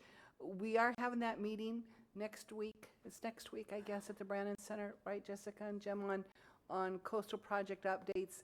And the thing is, what's going to happen down there, and we're going to talk about it at that meeting, we're not going to shy away from it, is 27th Street approach is in dire need of repair from the hurricanes and will be closed down for a while during a certain time for those repairs, and to make it easier for ingress and egress there and straighten that approach out that's desperately needed and that the hurricanes and northeasters have forced on us. So when that ramp closes, New Smyrna is going to really have an impact. So they think they've got some approach issues now. When we close 27th Street Beach approach, there's going to be some direct implications to that. So we're giving them the options. If we don't go forward, it's not going to go forward, I guess, for about a year. The city's going to table it. It was on the agenda, City Commission agenda for last week, and it got pulled at the last minute, but it was marked for approval by their city manager. It's all public record. Well, they saw the word or the initials PIA from this attorney, Yeah. and that opened their eyes. So we have a meeting, staff and I have a meeting with this attorney and going forward, but that's the backstory to this, Mr. Chair. We don't need lawsuits over this. I mean, You did your job, but what are we going to do? Ms. Cusack? Yeah, I think. I can understand where the direction. However, I think that when this is a decision that was made by this council and not the district person alone. And so it should have come from this council. And I know that there's others on here that made decisions independently of us. There would have been much discussion. So I just think that you have to be very careful when you represent a district, but you also are part of a council. And every decision that we make, we ought to be, Mr. Patterson, we are aware of the procedure that went with this committee, the Rail Commission. And he speaks in our behalf. Same thing, I think that if you are going to take the lead on something, every council member ought to know that what is going on. Now, this should not be a last-minute handout to us, this letter, because you know, I think we should all be involved and engaged. If there's a meeting with the city, I think the chair ought to be involved in that. Well, I think the letter is probably substantiating what we heard from Mr. Deneen in that they don't want to go forward. But you're right. I mean, I don't know when you found out that, but I just think think a that shock. we have to be very careful when we make decisions independently. Mr. Deneen. Let me add, maybe there's a misunderstanding. No decision has been made. What we decided, what the council voted for, was that we'd move ahead on 16th Street, but on one condition: the city had to be had to take a position that they were in favor. Right. Well, all we were trying to confirm was that the city's the one that said we want to hold off on moving forward for a year. So that was news to us. Was we based it on them working with us, and so the council would have to decide if they don't want to do it or change their opinion about whether they wanted the city with us. But they wanted the city with us. The city, at the last minute, they said they were with us. They spent all this time. They put it on, said they were going to vote for it, and they pulled it and said, well, we're going to wait for a year. I can understand that. Not to cut you up, I can understand that. But the letter that Mrs. Jennings wrote to the residents in that area, that's what I'm saying. Oh, okay. That's where I'm coming from. That should have come from, that should have been decision from the council. Why don't we? Or the chair. I agree with you. Why don't we redraft it? That was not the intent. The intent was to really let them know that the city's the one that changed Absolutely. their opinion. And then that did. and We so can that- redraft something from the Why don't you council. redraft something Because to I want the everybody to city? know, no decision was made not to do something, but the council tied those two things together, and they backed out on us. So it was like, where are we? Let's do a letter from the council I think that's a good idea. to New We can Smyrna do it Beach, that City of New Smyrna Beach. Yeah. But in all fairness, Ms. Days, is they backed out, not us. And so we were just trying to let them know, maybe it came off the Well, wrong way. The letter from the council will state that. and Will puts clarify. us in the good light that we should be. The good thing for me is I really need that to go out before we have the meeting with the follow-up, because that's going to come up at the meeting, the discussion on this. It would be nice to have the official letter from the city, or from us, because, you know, that was the biggest single expenditure we were going to make on a ramp, was that ramp. And here's the problem. You don't have other options down there. There are no others. And I'm sorry, but one or two people, because they live next to something, if that was the case, we would never do anything. You know, is that, by the way, they knew when they put that house up there that that ramp was there. There was no misunderstanding about that. They know that that's a public ramp. But the bottom line is, it's a lot of money that you were going to put out for this. I think an official letter, I'll take responsibility for that. I'm sorry if that came out the wrong way. But we never made a decision. Ms. Denny's never made a decision. Well, to me, here are the options. We can go ahead and put the ramp in without their blessing. Right. Which is what we said we needed. Or we can go ahead and say we're not putting the ramp in because of the request of the council or commission of New Smyrna Beach. And that they opted not to do that. Or right? at least to table it for a year anyway. For a year. I don't think they said don't put it in my email response to constituents, because here's what was happening, Councilwoman Cusack, is that this council was taking all the heat, and all we said was we want the city commission to pick up the issue. So my communication clearly said, and at the end is it's on pause. And that, I think that's a fair statement. We didn't say yes, we didn't say no, but clearly was if the commission's not going to support it, and we didn't know what this council was going to do, that's just you take a breath, and it's on a pause. But the commission, New Smyrna didn't say no, they didn't say yes, they just said, you know, they want to hit a pause, they want to wait for about a year, so. Yeah, and in my discussion with their manager, they're more like a year they want to wait. So let's do this. I think Ms. Cusack's got a point. We'll do a letter, and if they'll let the chairman sign it, we'll do a letter officially to them telling them where we are. How's Is that okay? Okay. Okay. We're good to go.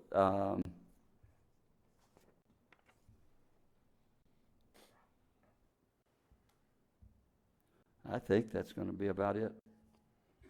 I could probably find something else to talk about, but sales tax mirror. Pardon? It's up. It doesn't expire till 7 or 8 tonight. So, with that, the meeting is adjourned at 12:36.